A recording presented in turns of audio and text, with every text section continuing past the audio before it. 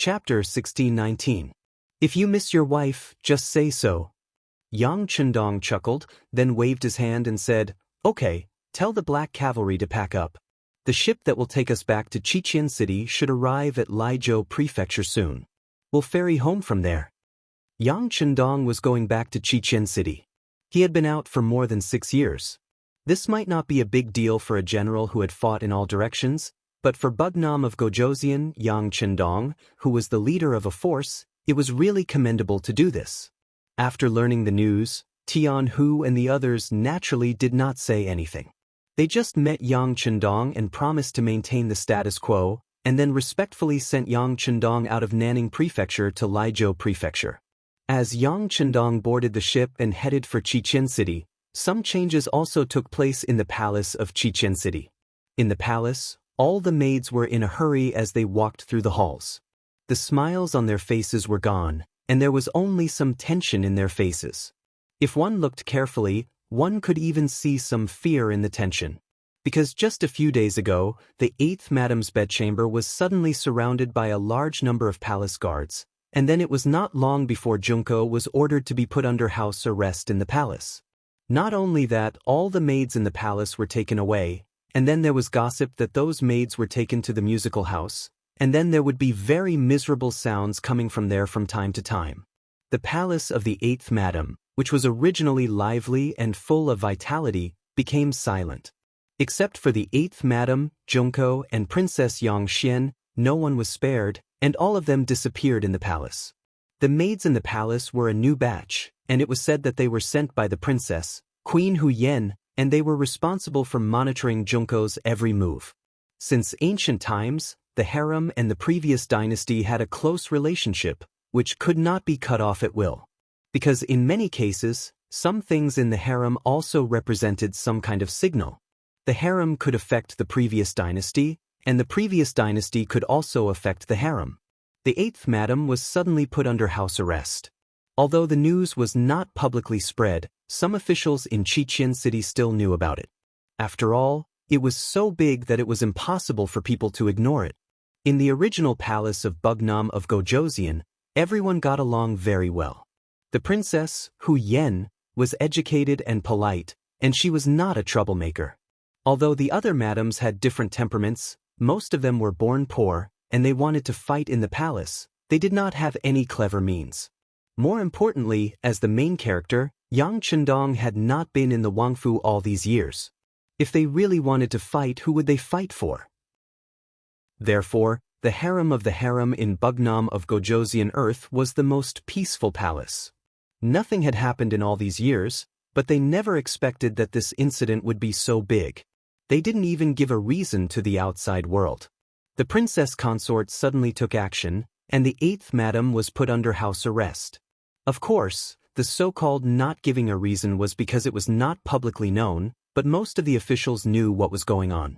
That is, the 8th Madam, as a native of Japan, had pleaded with Bugnam of Gojosian for the survival of the ninjas in her country. No matter what the reason was, at least in the eyes of outsiders, Junko had a part to play in it. But now, the ninjas suddenly rebelled. Although they failed to assassinate Yang Chendong under the rock, their betrayal was exposed. The other 2 special ninjas, Kitamura and Yui Suzuki, also disappeared from the ninja base.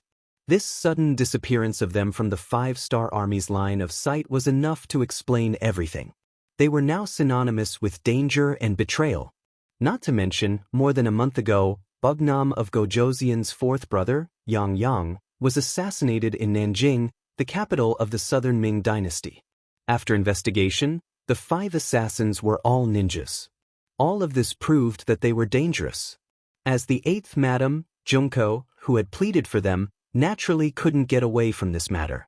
The 8th Madam was placed under house arrest, which made the palace that was usually very lively became silent.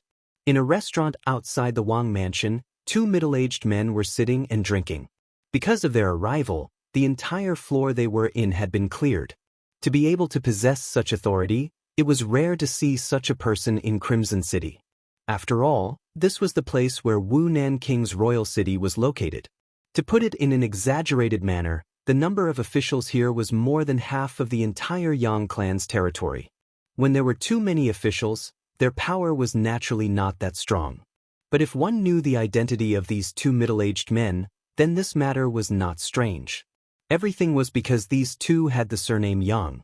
One was called Yang Wu, and the other was Yang Lu. That's right, these two were servants of the Wunan family. In the entire Yang family, there were only 5 such family retainers. They belonged to the group of people who had followed Yang Qindong from the very beginning. Now, any one of them was a person of high status and power. Many times, their words were even more influential and effective than some of the Yang faction's chiefs. Now, these two servants were sitting together and talking about things. How could outsiders know? Any small matter that they talked about would cause a huge commotion if it was spread out. There's no need to be so formal. Yang Wu said with a smile as he took a bite of food. I'm used to it. Ha. Yang Lu laughed indifferently. Yang Wu understood Yang Lu's style. He knew that this person was prideful, lived a luxurious life, enjoyed life, and liked power. So, Yang Wu didn't say anything. Although doing this would have a negative impact if word got out, with their status and most importantly, their relationship with their master, Yang Qindong, they really didn't care about this little bit of impact. After all, if there was really someone who accused them in front of Yang Qindong just because they had booked an entire floor of the restaurant, they would at most be warned to be careful. However, whether the person who complained would be able to withstand the combined wrath of the two Yang family servants, that was something that they really didn't know. Yang Wu smiled indifferently, and Yang Lu didn't take it seriously either. Back then, he was reprimanded by Yang Qindong and even sent to the southern Ming kingdom to manage the intelligence department. Wasn't it because he was prideful and treated people to meals and received gifts every day? Since this impression had already been formed, so what if he went a little overboard? Not to mention, Yang Lu had his reasons for doing this today. It was because some words could only be said in front of the two brothers. It was really not suitable to be spread out. Fifth brother, is the 8th madam really under house arrest? Did those ninjas really listen to the 8th madam's words and betray the young master? Seeing that they were almost done eating and drinking, Yang Lu began to ask questions. If such a question was asked by others, Yang Wu would not only reprimand but also warn the other party not to inquire about it. If it was serious, it was possible that he would directly order people to arrest them. But it was Yang Lu who asked, so it was a different story. He just thought that the other party was curious. Yang Wu smiled and replied, "The matter is so big, how can it be false? The 8th madam is indeed under house arrest. As for whether she is wronged or not, it still needs to be investigated. There will be results before it can be determined. But in my opinion, whether the 8th madam did it or not, I am afraid that this matter has to be blamed." "Oh, why is that?" Yang Lu asked with great interest. "Do you still need to say it?" Yang Wu put down his chopsticks and organized his words. "The ninja's rebellion is a fact. Because the 8th madam had pleaded for her, it is not too much to punish her. This is also the first rebellion that appeared in Xianxia. If it is not dealt with heavily, what if similar things happen in the future? So this time, it can only be said that the 8th madam was unlucky and hit the muzzle of the gun. I am afraid that this matter will not be dealt with properly." "So it is." Yang Lu nodded as if he just understood, and then said, "Then in 5th brother's opinion, how should we solve it?" "We can't send the 8th madam to the death row, right? Who knows, the young master has already returned by boat. Everything depends on the young master's decision." Although Yang Wu said that he was in Kaisan City all year round, and even the safety of the palace was under his control, he did not dare to say anything about this kind of thing. This was the young master's family matter. As a servant, he only needed to obey and not do anything. "That's right, the young master will be back soon. Everything will be done according to the young master's wishes." Yang Lu's eyes flashed with a light that no one could see, as if there was a hidden meaning in his words. But at this moment, Yang Wu obviously did not understand it. Instead, he thought of another thing. He smiled and patted Yang Lu on the shoulder and said, "Lu, this time you saved the 4th master. You have made a great contribution.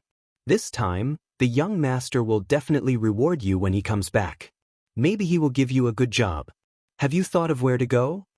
This time, it was precisely because of Yang Lu's timely appearance that he was able to save the life of the fourth master, Yang Yanghe.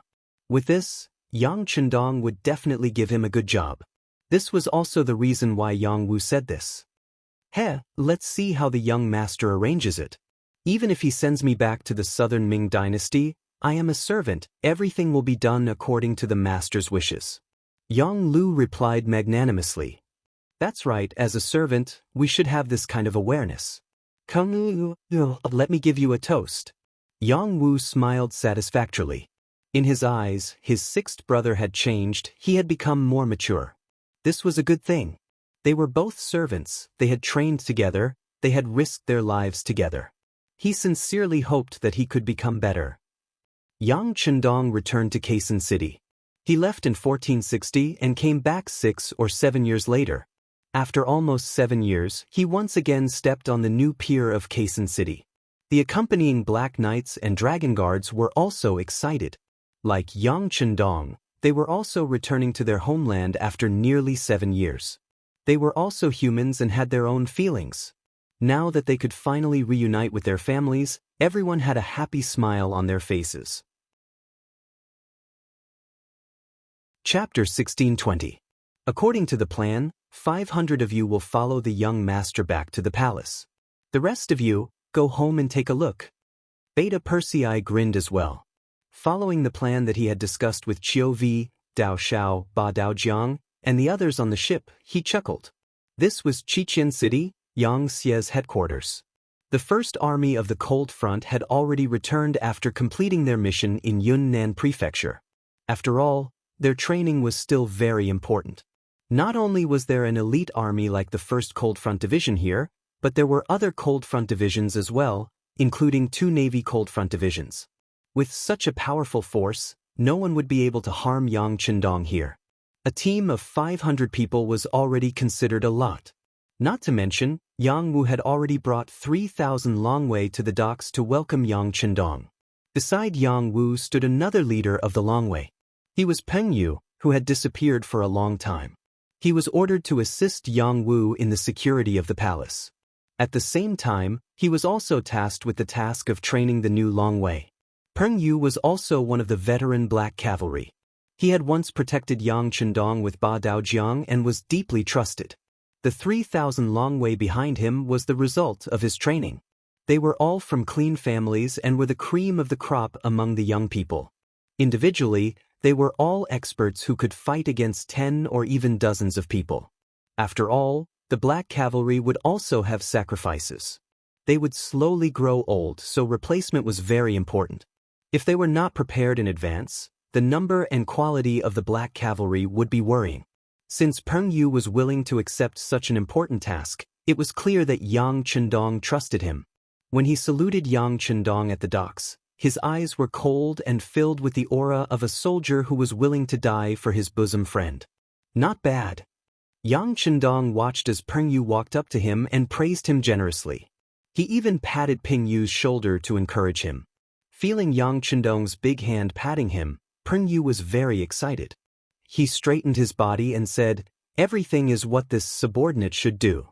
I only hope that the 6th young master can bring me along the next expedition. I also want to go to the battlefield to kill enemies." Haha, it's approved. Yang Chendong had always appreciated the general's willingness to unleash their fighting spirit without holding back.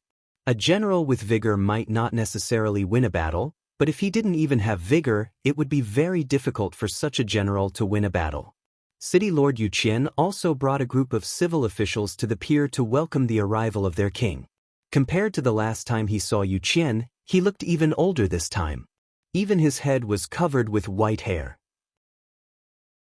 Even when he walked, his footsteps were a bit unsteady. In history, this Yu Qian, who had long passed away, had his fate completely changed because of Yang Chendong's arrival. He was now Yang Xie's helmsman. It could be said that Yang Xie could not be where he was today without Yu Qian's efforts over the years. It was only in recent years that he became older and did not do everything himself like before. Instead, he put down his power and began to train young people like Luan Shaochen. But many times he still needed to make the final decision in the end. Yang Chendong had always been very respectful to this great hero. Without waiting for the other person to step forward, he took the initiative to walk over and extended his right arm. "Yu Qian, the wind is strong by the sea, you don't need to come over. Ha, I'm welcoming our hero, our king." Yu Qian, who was usually reserved, cracked a rare smile and said with a chuckle. Thinking back to when the two first met, Yu Qian was filled with hostility towards Yang Chendong. He had even tried to impeach Yang Chendong. Later on, he was tricked into coming to Crimson City. He was also very unwilling, thinking that Yang Chendong was a traitor of the great Ming dynasty. Establishing his own faction would only weaken the strength of the great Ming dynasty, and he was courting his own destruction. But when he really began to understand Yang Chendong's thoughts and saw what he did, the old man slowly changed his view. Later, he began to wholeheartedly devote himself to it, truly thinking about the future of the Yang family. Now, he was completely moved by Yang Chendong's actions. He also deeply understood a principle. If the Han people wanted to become stronger, they could only do so under the leadership of Yang Chendong. Yu Qian was not a stubborn person.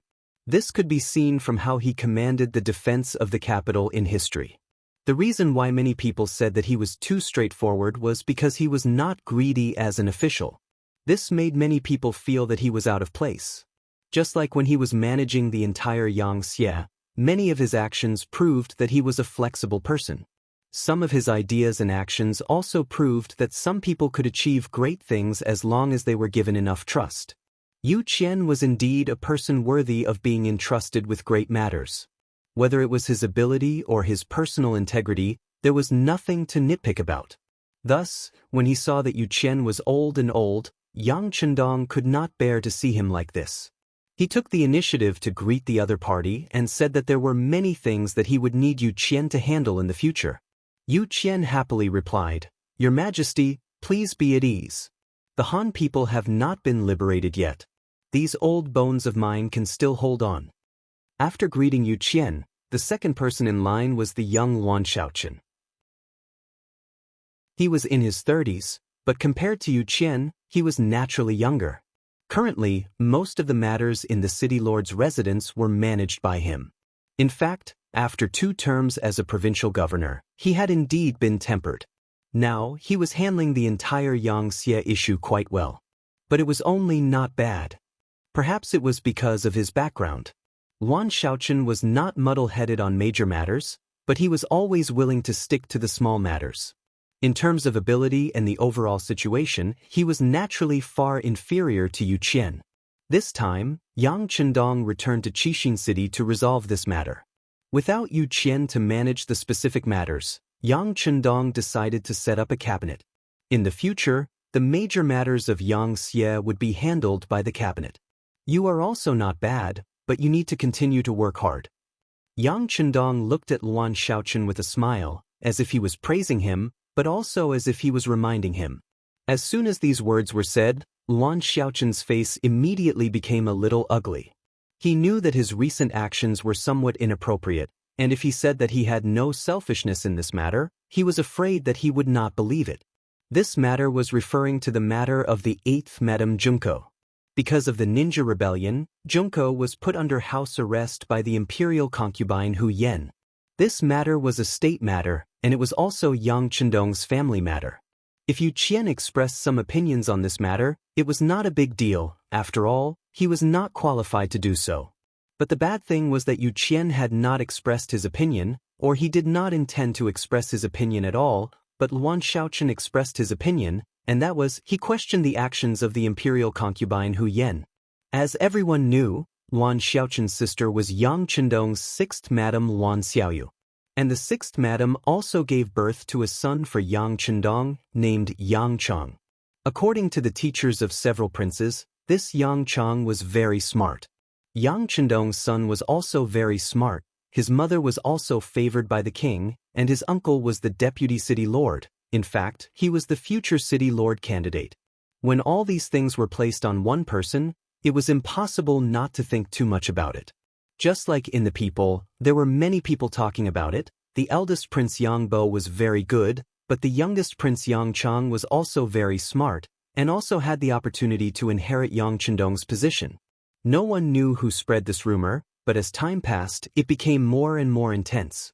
At this moment, Luan Xiaoli, as the deputy city lord, privately expressed his disapproval of the imperial concubine Hu Yan's approach to the 8th madam. This matter spread out, and it was natural to imagine what the people below would think. Those who did not know only thought that Luan Xiaochen was doing business. But those who knew some of the details were wondering if Luan Xiaochen wanted to stand up for his sister, and also for his nephew to inherit the position. This matter inevitably spread to Yang Chendong's ears.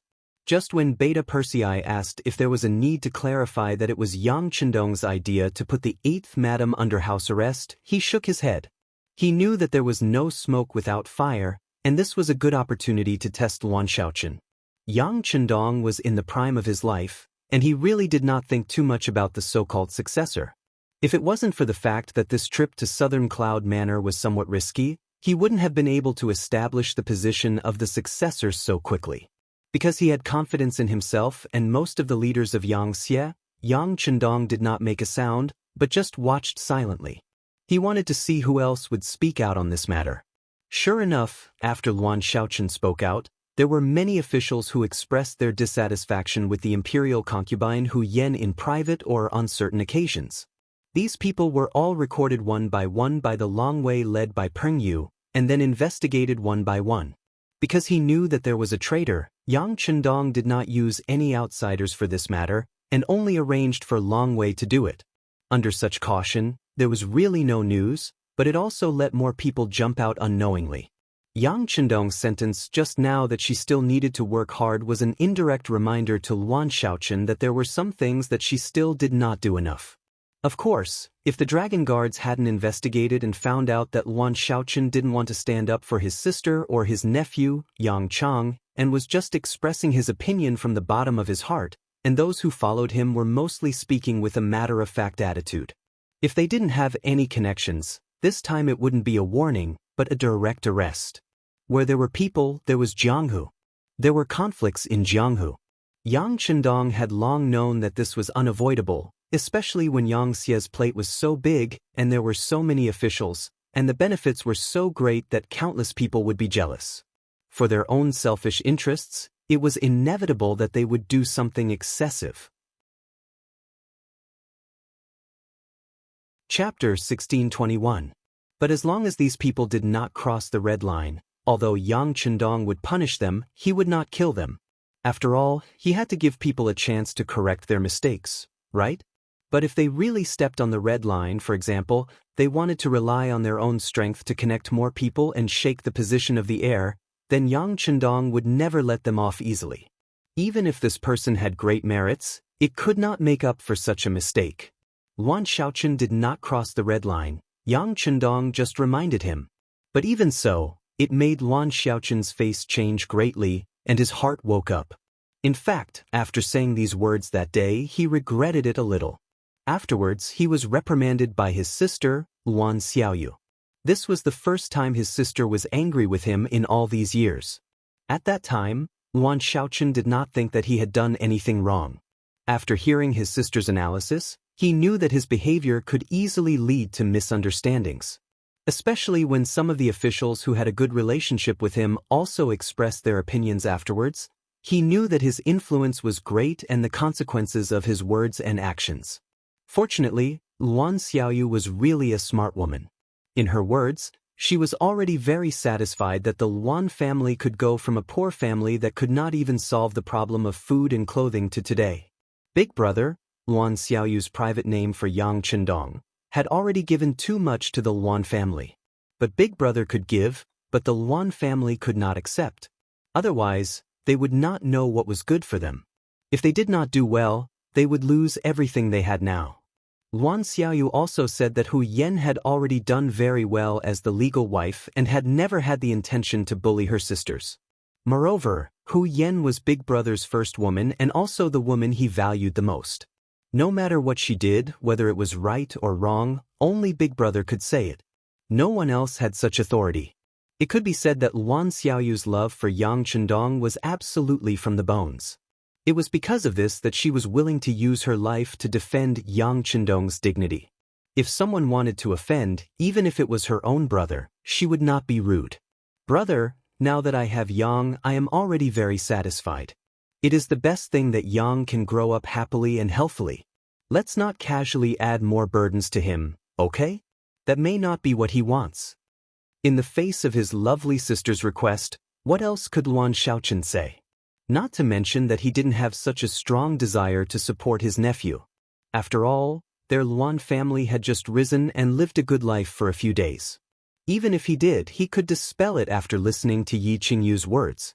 This was a private conversation between the two siblings. Yang Chendong did not know about it. Even the resourceful Long Wei could not find out about this. However, based on Yang Chendong's understanding of Luan Xiaoyu, he still remembered the kindness in her eyes when they first met. Yang Chendong firmly believed that his Xiaoyu was not a woman who fought for power and profit. This should be her nature. There were other officials present at the dock. Yang Chendong shook hands with them one by one and chatted with them for a while. Then, a tram with wires hanging from its head drove over. Over the years, since the first battery-powered machine, battery-powered vehicles began to be used vigorously, but they could only be used to make some small vehicles such as motorcycles. However, the development of trams began to accelerate after they had the wires on the tracks. Now, a 19-seater long car could be built. It was said that a 35-seater longer car would also be trialed successfully. After getting on the tram, Yang Chendong said goodbye to everyone and went straight to the palace. He couldn't help but feel nervous. He still remembered that when he came back last time, his eldest son, Yang Bo, didn't dare to recognize him. From this point of view, he was somewhat unfit as a father. And now, Yang Chendong, who already had many children, did not grow up with his children. Thinking about whether his children would recognize him when they saw him, whether they would call him father, or whether they would simply reject him, he actually felt a little uneasy in his heart. The tram moved and finally came to the palace. Here, Hu Yen had been waiting here for a long time with a group of princesses and children. When they saw a group of black cavalry dragon guards protecting a tram in the distance, everyone couldn't help but stand up straighter. The tram stopped, and Yang Chendong was the first to step out of the tram. It only stopped for about 2 or 3 breaths of time, and his eldest daughter, Lei, trotted all the way to him. As the eldest daughter, Lei was the king of the children. She bragged more than once about how close she was to her father in front of her younger brothers and sisters. In this matter, Yang Bo had some right to speak, but he thought that he was a man and shouldn't be so pretentious, so most of the time, he didn't speak, which allowed Lei to be in the limelight. Now that Yang Chendong finally appeared, among the many children, the word father seemed to only appear in the mouth of others.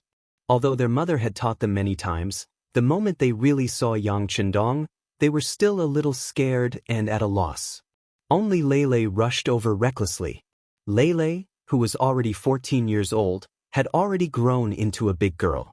She had inherited the common good points of Yang Chendong and Xiao Yin, and was very beautiful.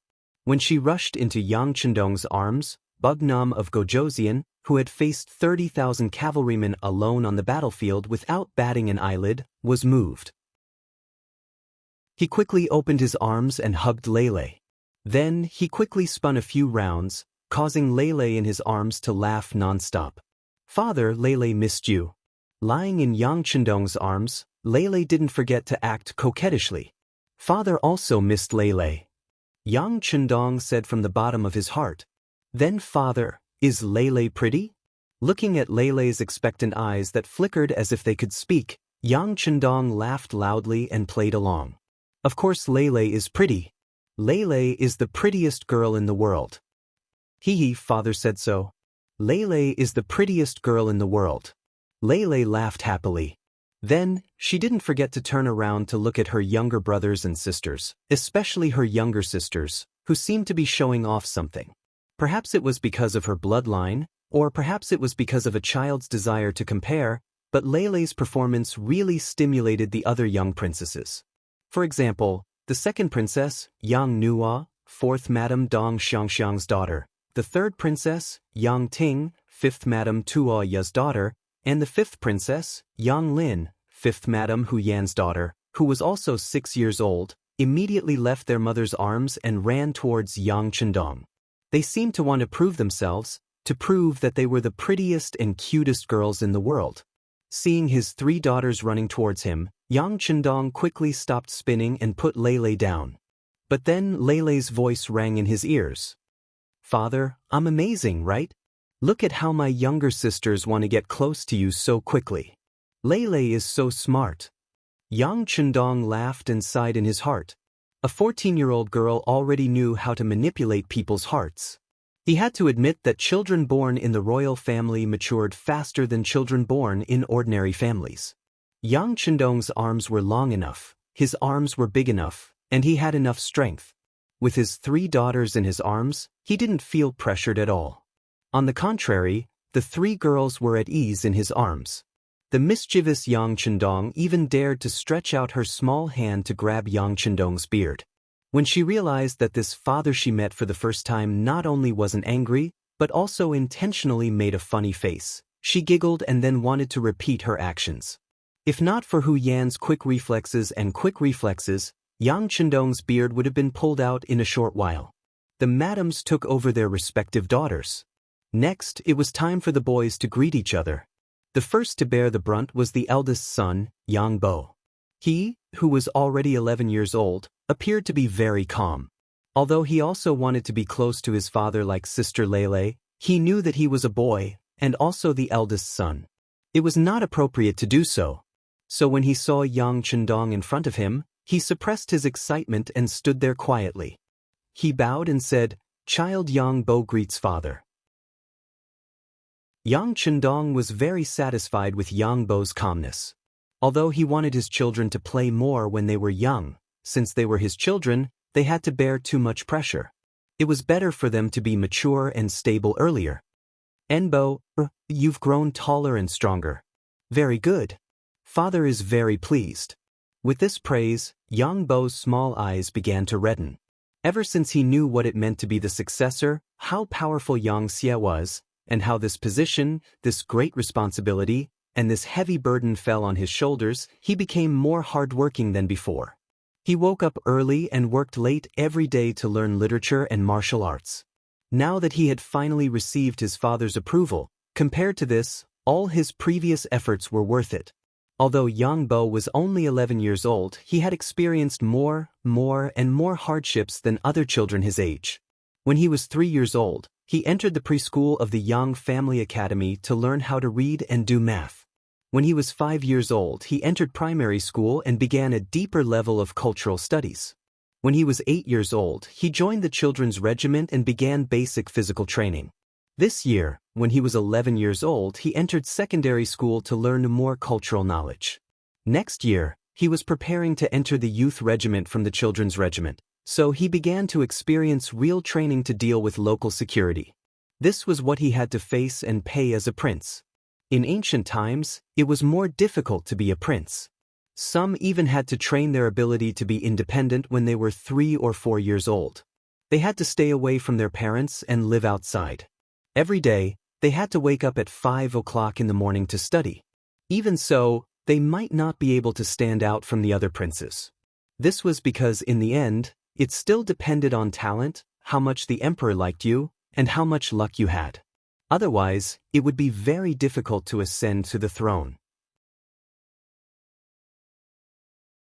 Chapter 1622. On this point, Yang Bo was at least lucky. He was Yang Chendong's eldest son, and his mother was the first consort, Hu Yan. As long as there were no major problems, his chances of inheriting the throne were the highest.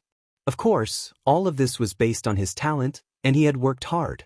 It was precisely because he knew all of this that although it was a little bitter now, Yang Bo had never rejected it. On the contrary, he would do his best to do everything that was arranged for him. Sometimes, even his mother, Hu Yan, would feel sorry for him. But she was unable to dissuade him. This was his life, and he should pay the price. Therefore, to be able to become a great person, it was not as simple as luck. Most of them had really put in a lot of effort, Other than a few children with heaven-defying luck, most of the time, it depended on how much effort they put in to obtain the benefits. Yang Bo had always been working hard. He wanted to follow in his father's footsteps. He wanted to prove himself. He wanted to be able to make Yang Chendong proud of him one day. In the face of such an ambitious child, Yang Chendong was of course very happy and gratified, and appropriate praise was needed. And as long as he did not overdo it and did not let the child grow arrogant, there would not be any problems. Instead, it would make the child work even harder. He patted Yang Bo's shoulder and looked at him as if he was already an adult or a warrior. Sure enough, it made Yang Bo very excited. Just based on that pat, that kind of recognition, his years of hard work had not been in vain. After Yang Bo, it was Yang Chang's second son, Luan Xiaoyu's son, Yang Jun's third son, third Madam Xiao Yushue's son, and Yang Zhao's fourth son, seventh Madam Su Man-er's son. The three boys were the same age, and there was not much difference in height. This was also the first time the three children had seen their father in a real sense. Before, they had only seen him in portraits, and even more impressions were formed from the discussions of others. Now that they finally saw the real person, the three children who were only 6 years old were more or less reserved. But under the encouragement of their mothers, they still called out timidly, "Greetings, father." Greetings." Yang Chendong laughed heartily as he squatted down. Then, he touched the faces of his three sons, and handed over a delicate toy water gun to the three boys. This was the first product of the newly established toy factory in Crimson City that was about to go offline. As Yang Xie continued to grow stronger and richer, she was no longer satisfied with the standard of living. Instead, she began to pursue more spiritual things. The demand for cosmetics for women, bicycles for men, and even more advanced electric cars and steam cars, as well as toys for boys and dolls for girls, was also increasing. Assets needed to flow in order to better stimulate the market. Only when everyone was brave enough to spend could the economy develop more smoothly and rapidly. When his subordinates sent the investigation results to Yang Chendong, he waved his brush and many more factories appeared in Crimson City. It was only because the manufacturers of dolls had yet to produce products. After all, Yang Chendong's requirements for these things were still very high. At the very least, the dolls not only had to be sturdy and good-looking, but also couldn't have any shoddy materials. That was why they had yet to produce a finished product. But one could imagine that once a finished product was produced, the princess would definitely be the first to receive it. As for Yang Bo, Yang Chendong didn't intend to give him these things to play with. He had already grown up. Yang Chendong also promised that when he reached 14 years old, which was the time when the ancients came of age, he would personally give him an exquisite handgun.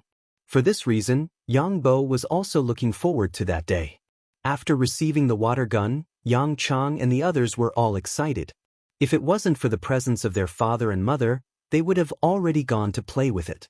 At this time, Yang Chendong finally had time to greet his wives. In public, ignoring the shocked gazes of others, Yang Chendong first hugged the first consort, Hu Yen, making her blush. Next, Xiao Yin, Lady Shui, Lady Xiang, and the others hugged him one by one. Yang Chendong naturally understood the principle of worrying about the lack of equality. He had to treat everyone equally. Otherwise, if he hugged someone less, it was inevitable that others would interpret it in various ways.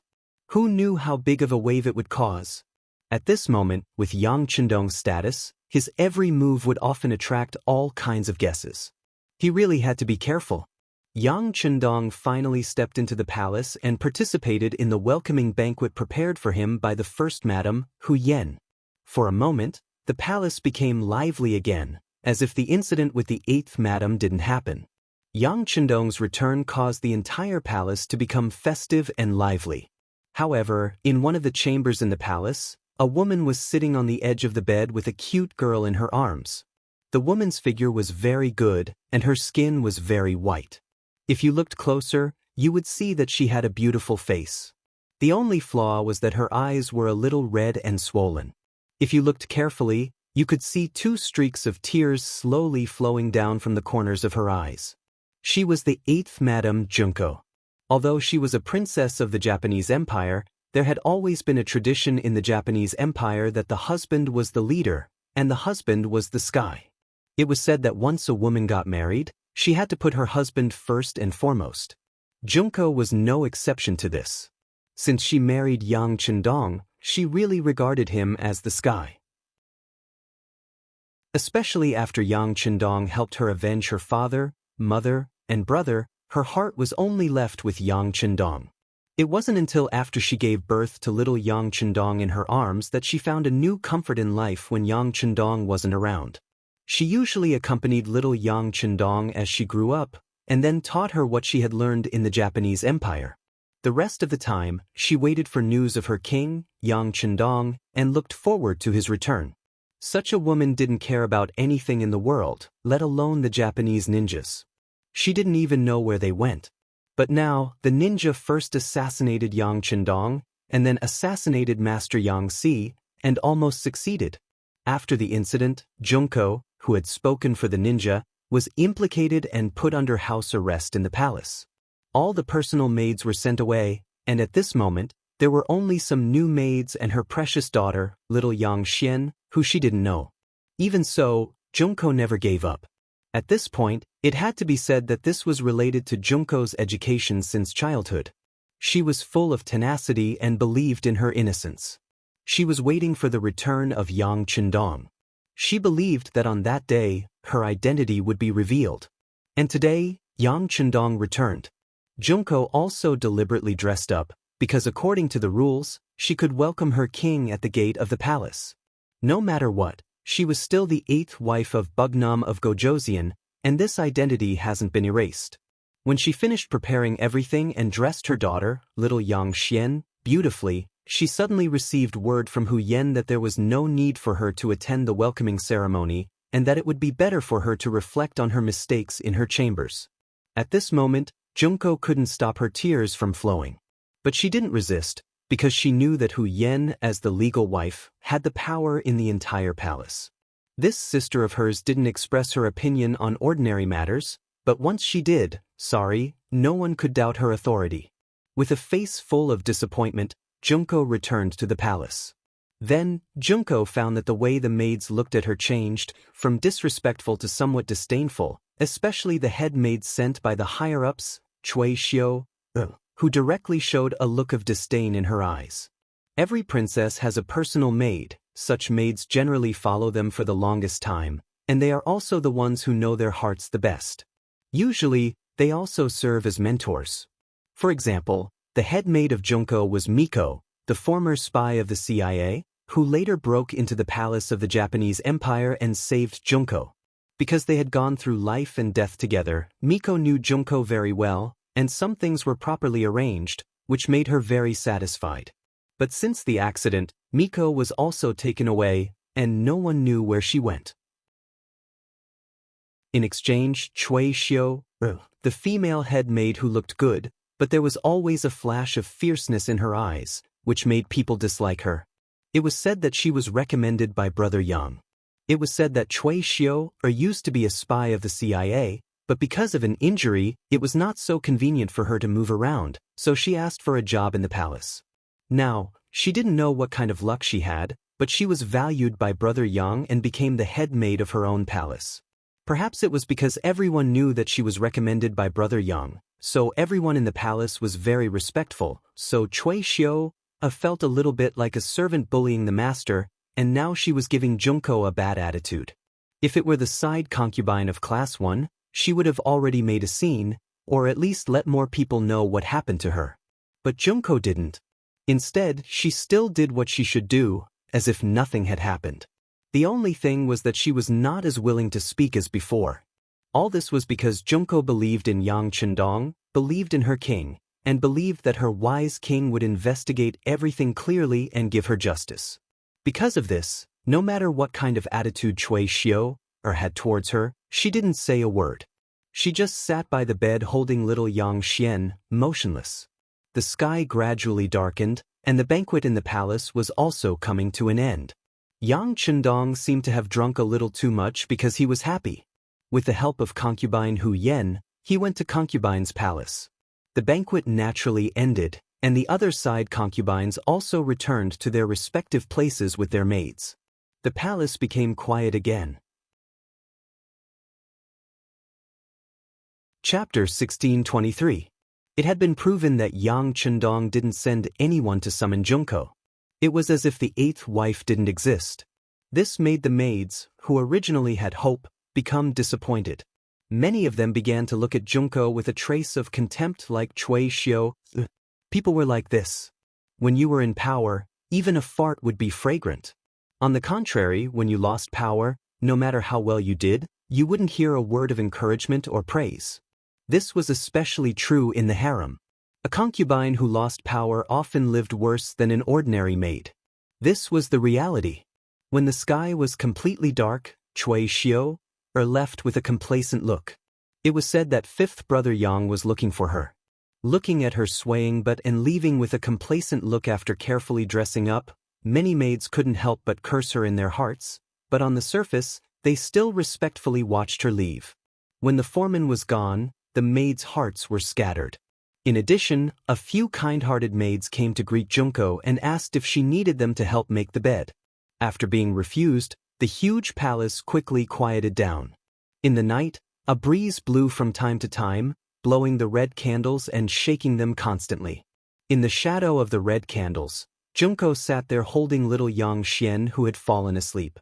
Her eyes were empty and powerless. At this moment, Junko was very unwilling. She couldn't understand why Yang Chendong didn't care about her. She had to admit that when Yang Chendong married her, it had a certain relationship with the political situation of the Japanese Empire. For example, after Yang Chendong became the son-in-law of the royal family, it played a great role in Yang Xie's takeover of the entire Japanese Empire. But it was undeniable that Junko could also feel that Yang Chendong still had feelings for her. The two first met in the capital of Baiming, and then spent 3 years together in the Yang Family Academy, so the two had a foundation of feelings. In the beginning, there was some estrangement because they worked for different masters. But now, Neon had become a small Neon province and a member of Yang's faction. Everyone was on the same side. This kind of estrangement should also disappear. But why did Yang Chendong come back and not care about her? Did he also think that the ninja assassination had something to do with her? Junko was a woman, but now she had another identity, a mother with a daughter. Her heart only cared about Yang Chendong. She had long forgotten about restoring the original prosperity of the Japanese Empire. With the current strength of Yang Xie, if the Japanese Empire, it would be self-destruction. Moreover, over the years, the population had been constantly moving out. There were probably not many Neon people left in their homeland. How could they talk about independence? This was a fact that everyone could see, so why didn't Yang Chendong see it? If he had seen it, why didn't he ask about it when he realized that she wasn't in the welcoming party or at the welcoming banquet? Or was it because he was tired of her? Or was it because he had used her? Now was the time to draw a line? Junko couldn't figure it out. The more she thought about it, the more she thought about it. The more she thought about it, the more she thought about it. Her mind was full of bits and pieces of her time with Yang Chendong. Tears unconsciously flowed down her cheeks and fell on little Yang Xian who was sleeping soundly. Hey, it's fine if you don't care about your body, but why do you have to drop your tears on Xian? Aren't you afraid of waking her up? Let me tell you, children need to get enough sleep, so they can grow more cute and beautiful. A voice suddenly sounded beside her, but Junko, who was in her own world, didn't seem to notice it. She thought that she was hallucinating, because she could hear that it was the voice of the king that she had been thinking about day and night. Ah! After a bitter laugh, Junko muttered to herself, even the king doesn't care about me, why should I care about myself? Nonsense, who said that this king doesn't care about you? The voice rang in her ears again, but this time, it was so clear and real that Junko couldn't help but turn around. Then she saw Yang Chendong standing beside her, full of energy and vigor. If it was only Yang Chendong who appeared, Junko might have thought that it was because she missed him. But when she saw that in addition to Yang Chendong, even consort Hu Yen was standing beside him, she knew that this was definitely not an illusion. My king. Junko woke up and was about to stand up and salute. No need, don't wake little Xian. Yang Chendong was already prepared, so he reached out his right hand and gently pressed down on her. After feeling the warmth from his big hand, Junko felt that it was real. At that moment, she couldn't stop her tears from rushing out. The king finally came to see her. You guys talk first, I'll take little Xian away first. Hu Yen, who was standing on the side, showed a very kind look, then reached out and gently took Yang Xian, then turned and went to the bedroom where little Yang Xian was resting. Just outside the bedroom, Hu Yan's head maid, little Qing, was standing outside with some other maids, looking around vigilantly. Although they didn't know why the king and consort wanted to visit the 8th madam's bedroom in the middle of the night, they knew that what happened tonight couldn't be known to outsiders. Otherwise, there wouldn't be Long Wei hiding in the dark outside the bedroom. Fortunately, the 8th madam had lost her power, so all the maids had gone to rest, and no one was waiting in front of her. As long as some ecstasy powder was blown into the room of these maids, they would be able to sleep until dawn, which saved a lot of trouble. On the side of the bed, Yang Chendong was hugging Junko, and the two were sitting quietly. After gradually adapting to the temperature of Yang Chendong's body, Junko knew that she had to say something, otherwise she was really worried that if she didn't say something, there would be no chance for her to say it. King, about ninja, well, don't say it, I already know, this matter can't have anything to do with you, this king has already known it. But now I still need your cooperation, I will leave before dawn, and then everything will be the same as yesterday. You also need to calm down for a while, are you willing to cooperate with me? By the way, Tomiko and the others are living very well, they are now in a very safe place, you can rest assured. After this matter, they will come back and serve you again. The amount of information in these words was a bit too much, Junko didn't understand it for a while. But no matter what, she was still the princess of the royal family, after a while, she digested most of it. Although Junko didn't know what was going on, she knew that this was a trap, and she was the bait. Thinking that she could do something for Yang Chendong, no matter how big the training was, it was not a big deal. Junko immediately said, King, please rest assured, Junko has no complaints and will cooperate well. Junko is the girl who has the best view of the overall situation. Well, it's already late, can we rest? Yang Hodong first praised with a smile, then said with a hint of temptation in his voice. Yang Chendong knew that if he didn't do something he wouldn't be able to completely eliminate the estrangement in Junko's heart. So, he decided to sleep with Junko. Hearing this, Junko's eyes were full of affection, and her face was red. She wanted to say, didn't King just come out from the madam's place? But thinking of Yang Chendong's strong body, she didn't say anything, but just nodded shyly. With laughter, Yang Chendong and Junko slowly fell down. Then, the gauze was slowly put down. What a garden full of spring, 12,000 words are omitted here. In a courtyard with 4 entrances outside the palace. The sky slowly brightened, the servant Yang Wu put on his clothes and walked into the courtyard. After practicing a set of martial arts, Cui Xiu came out of the room. Her face was flushed, and it was obvious that she was full. She was holding a basin of warm water in front of Yang Wu. Brother Wu, you must be sweating, come wash your face. Looking at the towel handed by Cui Xiu, Yang Wu smiled, then pinched her flushed face, and took the towel and began to wipe his face. While Yang Wu was wiping his face, Cui Xiu asked casually, Brother Wu, the 6th young master is back, should I continue to work at the madam's place? Suddenly putting down the towel, Yang Wu's face was a little cold. Xiu, I'll warn you again, you can only be called king, you can't even call him king. How can you call him the 6th young master?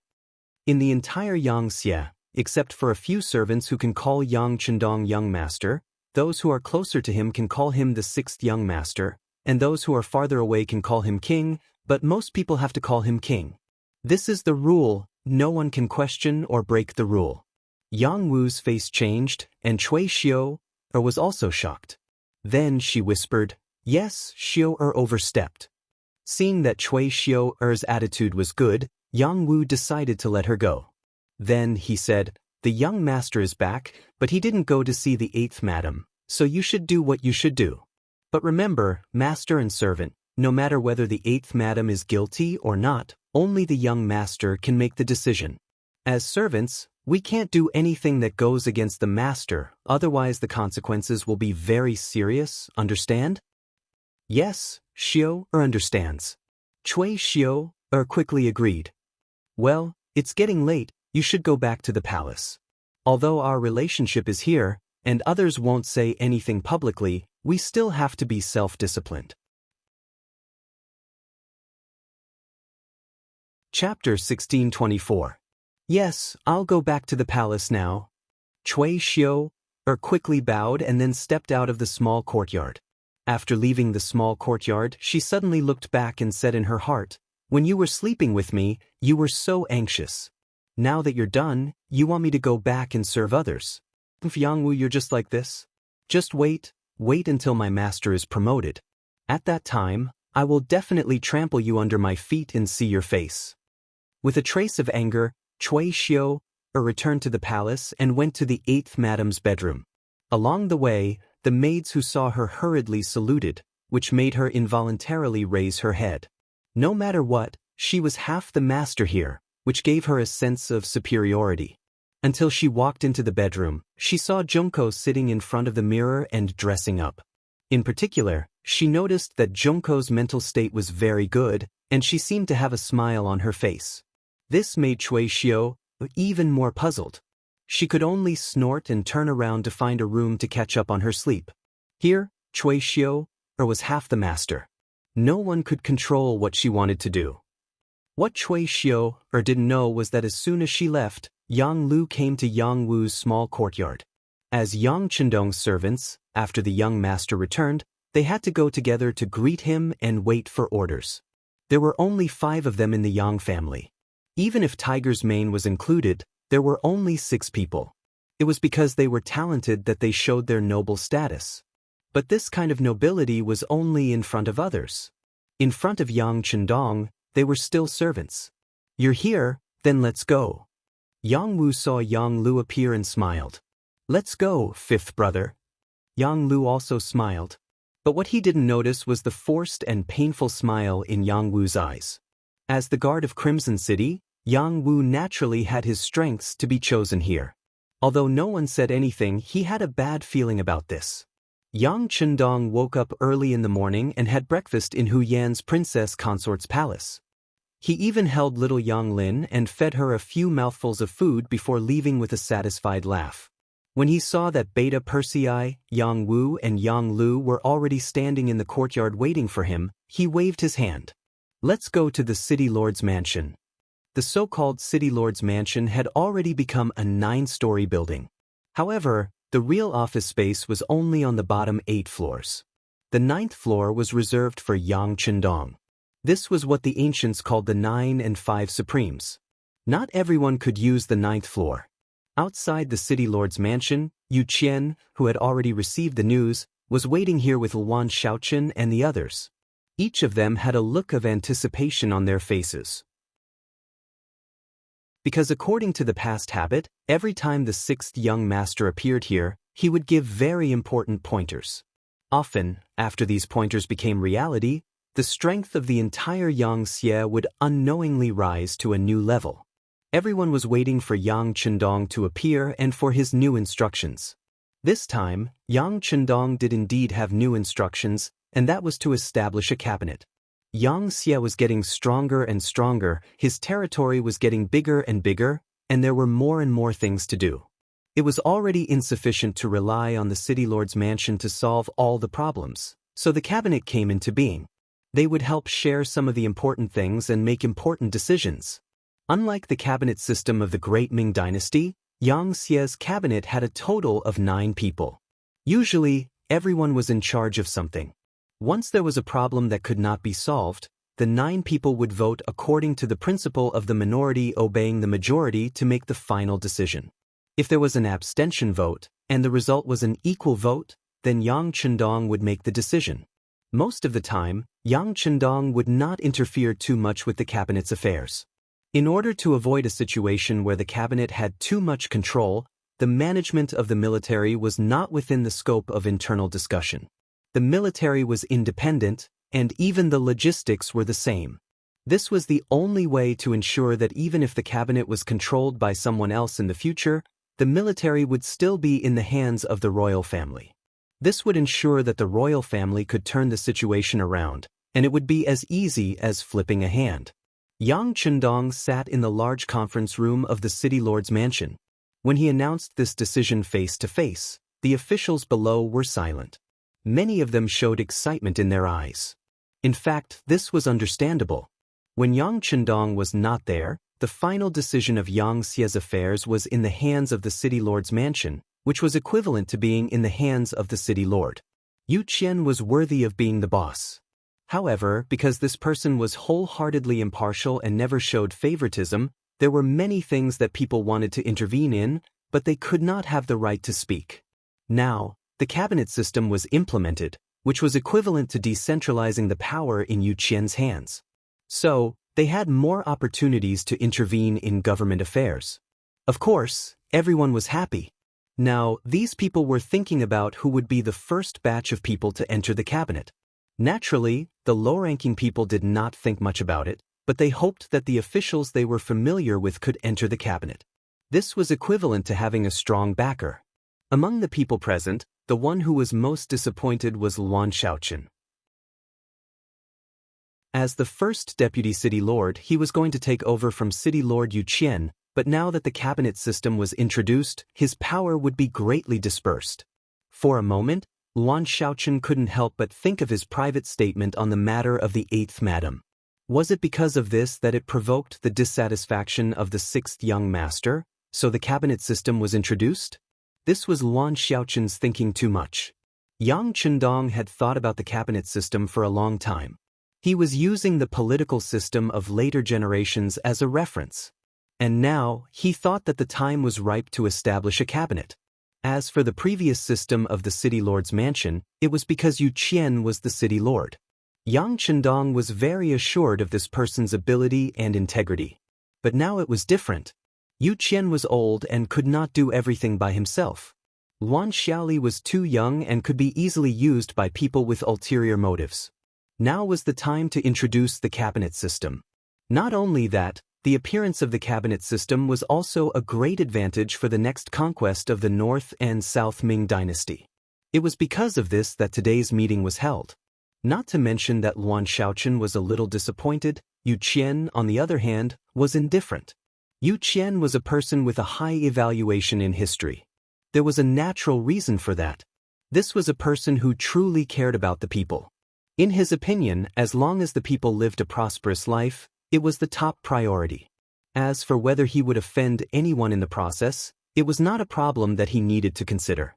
Now, the emergence of the cabinet system represented a more mature sign of Xianxia. How could he refuse? Not to mention that he also knew that he was old and could not stay in the position of the city lord's mansion for long, so naturally, there was no sense of loss. Then again, no matter what the people below thought. This matter was decided by Yang Chendong, so it was useless for others to doubt it.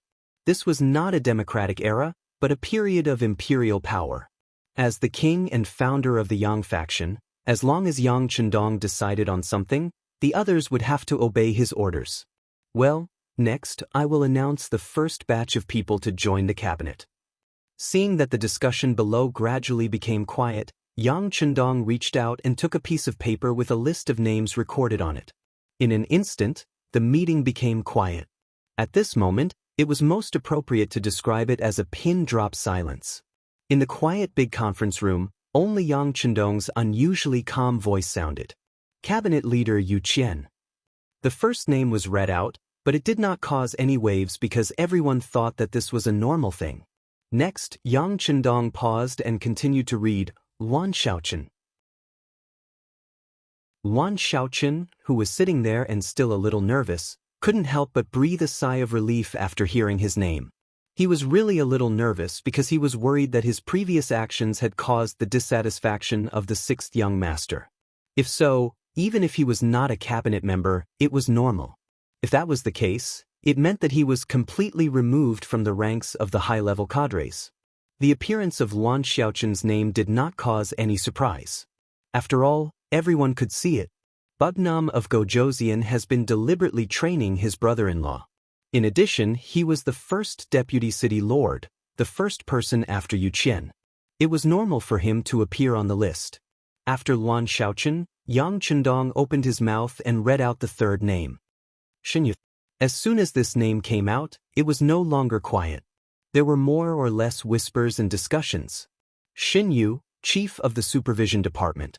In the many years since he took office, he has made contributions, but they were not very big. The main thing was that he had enough qualifications. This person joined the Yangxia with Yu Qian. It has been more than 10 years. It was precisely because of his seniority that although the people below had some discussions, no one would say anything more. On the contrary, Xinyu himself was very excited at this moment. After his name was called, he got up and walked straight to the rostrum like Yu Qian and Luan Xiaoqian. Xinyu's age was not young. He was only 3 years younger than Yu Qian. But who says that you don't have ambition when you're old? It was good to be able to exert their remaining energy. Presumably, it was not only Xinyu who thought this way. Many old chiefs of various departments would also think this way. Even in the present day, this kind of thinking was still mainstream. After Xinyu, Yang Chendong called out Wu Qian's name. Wu Qian, chief of the anti-corruption department.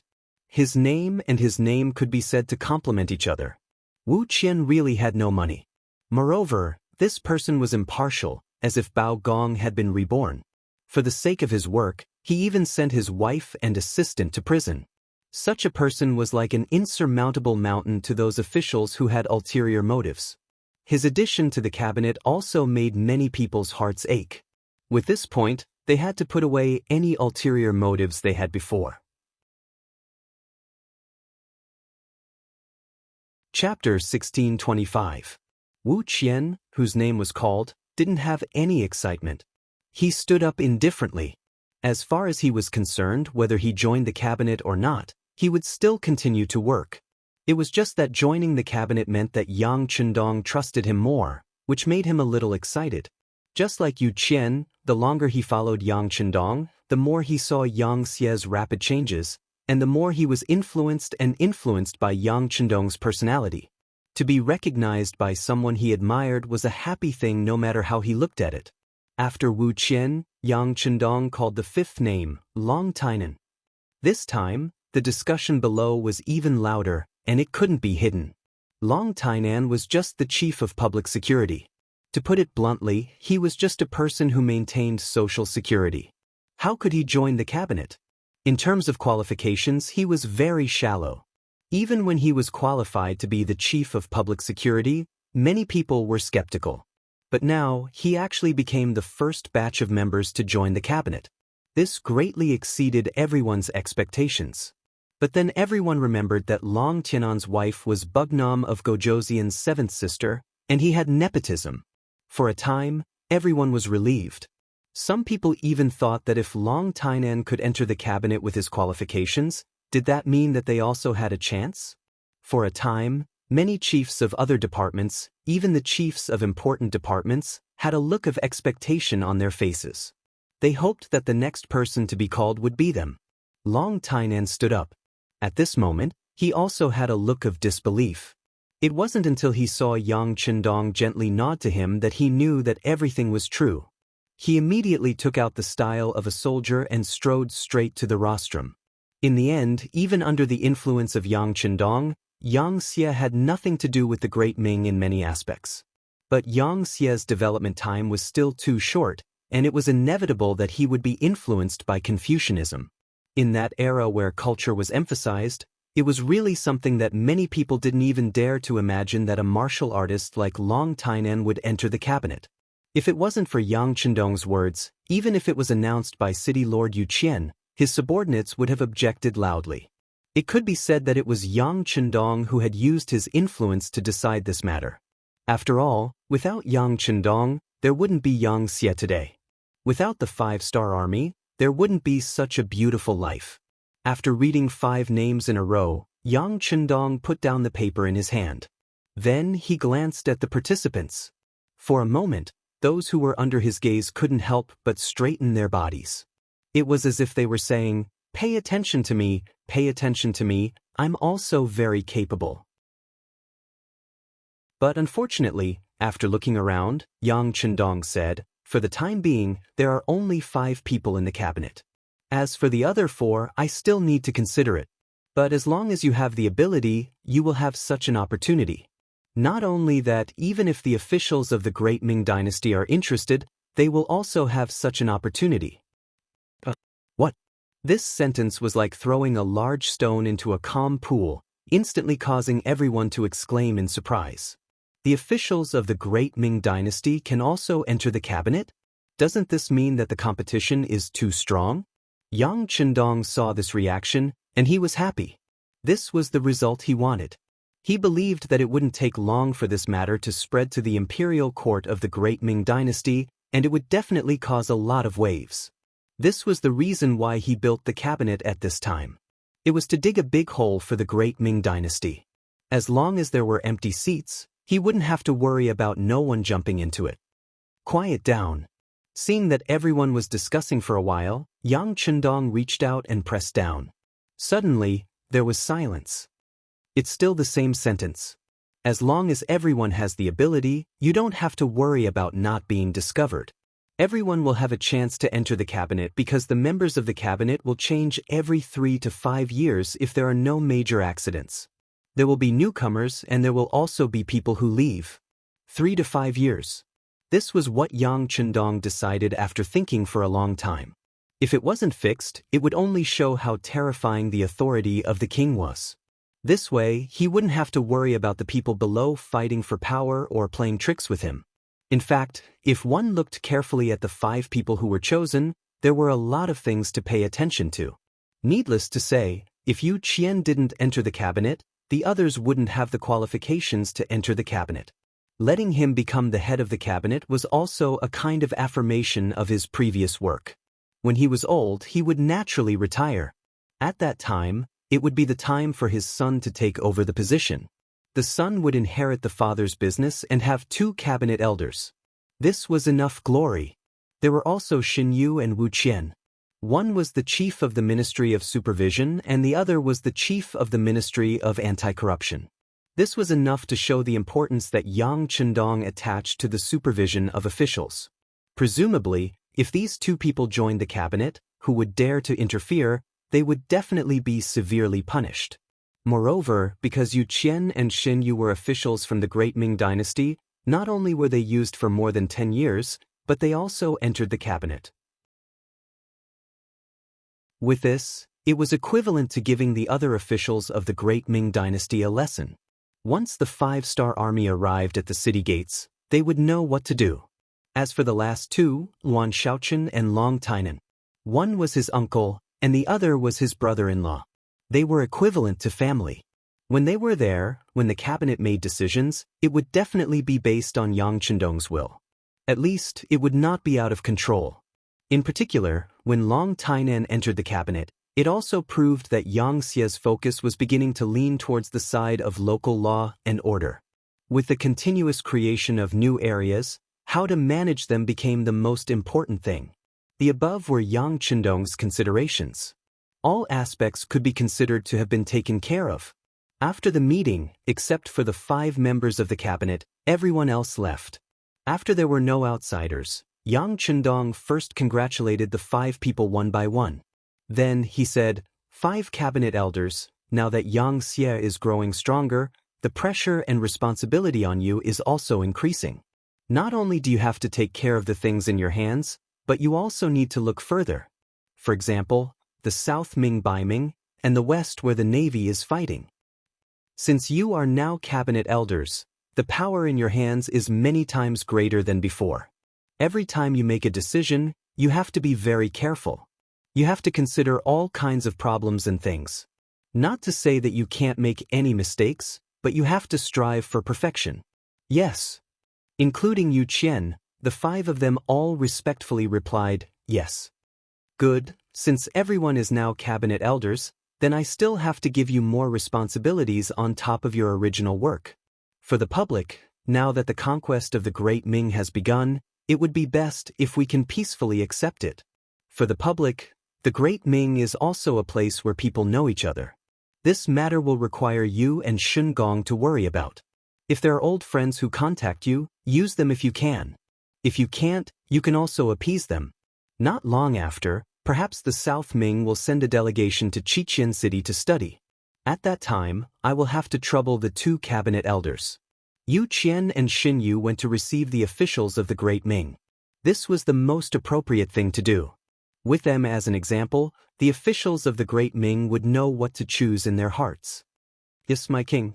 Yu Qian and Xin Yu agreed without hesitation. This was originally something that they should do. Yang Chendong nodded in satisfaction. Then he turned his gaze to Wu Qian and said, Wu Qian, Xianxia's territory is getting bigger and bigger, and the officials needed are also getting bigger and bigger. When there are more people, it is inevitable that there will be all kinds of people. In terms of personal integrity, I still need Wu Qian to help me check. This king will still say the same thing. If something happens, investigate it. No matter who they are, who their backer is, or how big their background is, as long as they violate the law, just do whatever you want. There is also the issue of the official's property. Whoever doesn't cooperate will no longer be an official. If you want to make a name for yourself, you want to reap benefits, and you want to have power, all the good things in the world can be yours. Good, this official will remember the king's words. Wu Qian revealed a rare smile. He also felt that the pace of Xia's expansion was a bit fast, and there were already signs of problems among the officials. He was thinking about whether he should make a heavy hand to clean up the officials. Now, Yang Chendong gave him an imperial sword. Especially when the property disclosure policy came out, if someone's family had more money than their original income, it would be clear at a glance. If they couldn't clearly state the source of the property, it would be easier to deal with it. So, in addition to his identity as a cabinet elder, there shouldn't be any big problems when it comes to work. Cabinet Elder Long, the problem of public security is the fundamental problem of a country. As long as the country is well governed, the people can put all their energy into building the country. Therefore, the public security headquarters should not only increase the intensity of patrolling, but also send outstanding cadres to some of the new Xia's territories to do in-depth ideological work with the people. Let them check each other and expose the people who have problems. They should strive to strangle the crimes in the cradle, so that the losses can be reduced. Also, there are bandits and anti-Xianxia forces in some places. Don't be polite to these people. Contact the local garrison and make a thorough plan to eliminate them in one fell swoop. Don't be soft-hearted. Understood, sixth young master, please rest assured. Longtime put down the pen in his hand, stood up, and straightened his body. Finally, it was Luan Xiaoqin's turn. Yang Chendong handed over the work of propaganda and education to him. Remember, propaganda is very important, especially in an era where people follow the herd. If this work is done well, it can make the society more stable and the people more motivated. Otherwise, there will be a lot of chaos. There is also the issue of education. You must build more schools, and the Han people must learn to read. Let them know what is loyalty and what is treachery, and better distinguish between right and wrong. Write a report on how much money you need later. Okay, sixth young master, I will go back and have a good talk with the people from the publicity department and the education department. I will definitely do this well. Luan Xiaoqin also quickly expressed his attitude. Luan Xiaoqin was also very satisfied with managing these two major tasks. This proved that his word still had a lot of weight, and Yang Chendong still thought highly of him. When it came to work, he didn't have any worries. Brothers, Langzi's new book, Duke Ferocious, is already a little fat. You can go and slaughter it. New book, Duke Ferocious. Please recommend, bookmark, click. During the new book period, please support, Langzi thanks. Chapter 1626. With the establishment of a cabinet and the appointment of 5 elders, the news quickly spread throughout the streets of Qiqian City. After Yang Chendong listened to some work reports in the city lord's mansion, He left and returned to the palace. Because of Yang Chendong's return to the palace, Yang Lu had some free time and returned to his residence in Chichen City. The moment he entered the residence, the housekeeper, Yang Ying, welcomed him. "Master, you've had a hard day." It's all right." Yang Lu forced a smile and said darkly, "If there's anything, let's talk in the secret room." Very quickly, Yang Lu sat on a familiar chair in the secret room, drinking tea and listening to Yang Ying's report. "Master, old Yuan has sent a message. He said that we are going to check his accounts.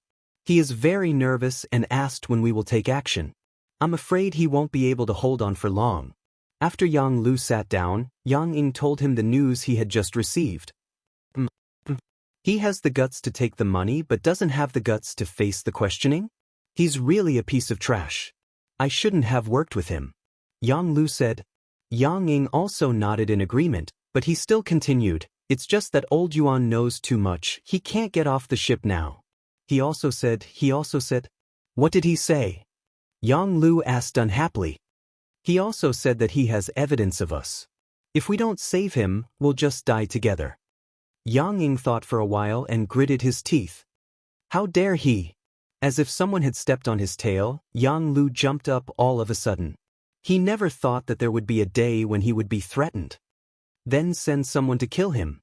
But if he really has evidence, he must have a backup plan. If he dies, I'm afraid our matter will be exposed. Yang Ying replied worriedly. Yang Lu's originally annoyed expression immediately disappeared. That's right, how could someone like old Yuan not have a backup plan? If he really wanted to have a falling out, the other party would definitely die, and he probably wouldn't be able to escape. After pondering for a moment, Yang Lu sighed and said, "Then let's keep him alive for now. Send someone to tell White Fox to keep this Yuan guy in check. It won't be too late to deal with him after the dust has settled on our side." The White Fox that Yang Lu was talking about was the CIA's director in charge of the southern Ming area. As mentioned before, the CIA was organized by Yang Chendong's seventh wife, Su Man. At first, he just wanted to give it a try. After all the information came from the Security Bureau. Not only could there be problems, but it was also incomplete. Since ancient times, the way of checks and balances had always been one of the methods that the Wuxia emperors had been most willing to use. As such, the CIA took advantage of the situation to rise. Moreover, because of the creator, Su Maner, the management of the CIA was dominated by women. This was to distinguish them from the Security Bureau and also to fill in the gaps. After all, most of the time, women's hearts were more meticulous, and they would do things more comprehensively. Because of this, Xianxia's sources of information had always been very accurate. The final judgment would only be made after the final report from the Comprehensive Security Bureau and the CIA. For example, when Yang Lu was sent to Southern Ming to manage the intelligence work of the Security Bureau, he naturally couldn't avoid dealing with White Fox. The ambitious Yang Lu's first thought was to get rid of the White Fox, and it was not difficult to do so. The CIA was only good at gathering information, but in terms of hands-on ability, or in other words, operational strength, they were far from the CIA. But then, Yang Lu considered that even if he killed White Fox, the CIA would send more people. Perhaps Black Fox and Flower Fox would be involved as well. In the end, he gave up on the idea of killing White Fox and changed it to temptation. To be more specific, it was temptation. Yang Lu used himself as bait and put on a posture of pursuing White Fox. It didn't take long for him to successfully turn her into one of his own. Who was Yang Lu? He was one of the 5 servants around Yang Chendong. His hidden power was so great that few people in Xianxia could compare.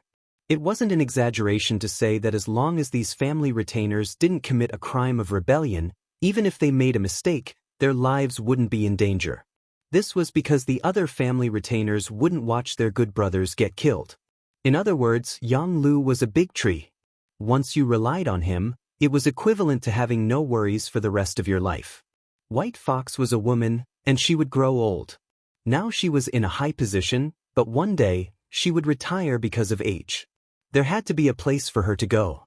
Yang Lu was undoubtedly the best backer and candidate in her eyes, and the two could be said to hit it off. After sleeping with White Fox, Yang Lu revealed his ambition little by little. At first, it scared White Fox, but she was already on the boat, and now she couldn't get off. Moreover, God knew if Yang Lu would be in trouble if she exposed the matter. But one thing was for sure, and that was that she would definitely be in trouble.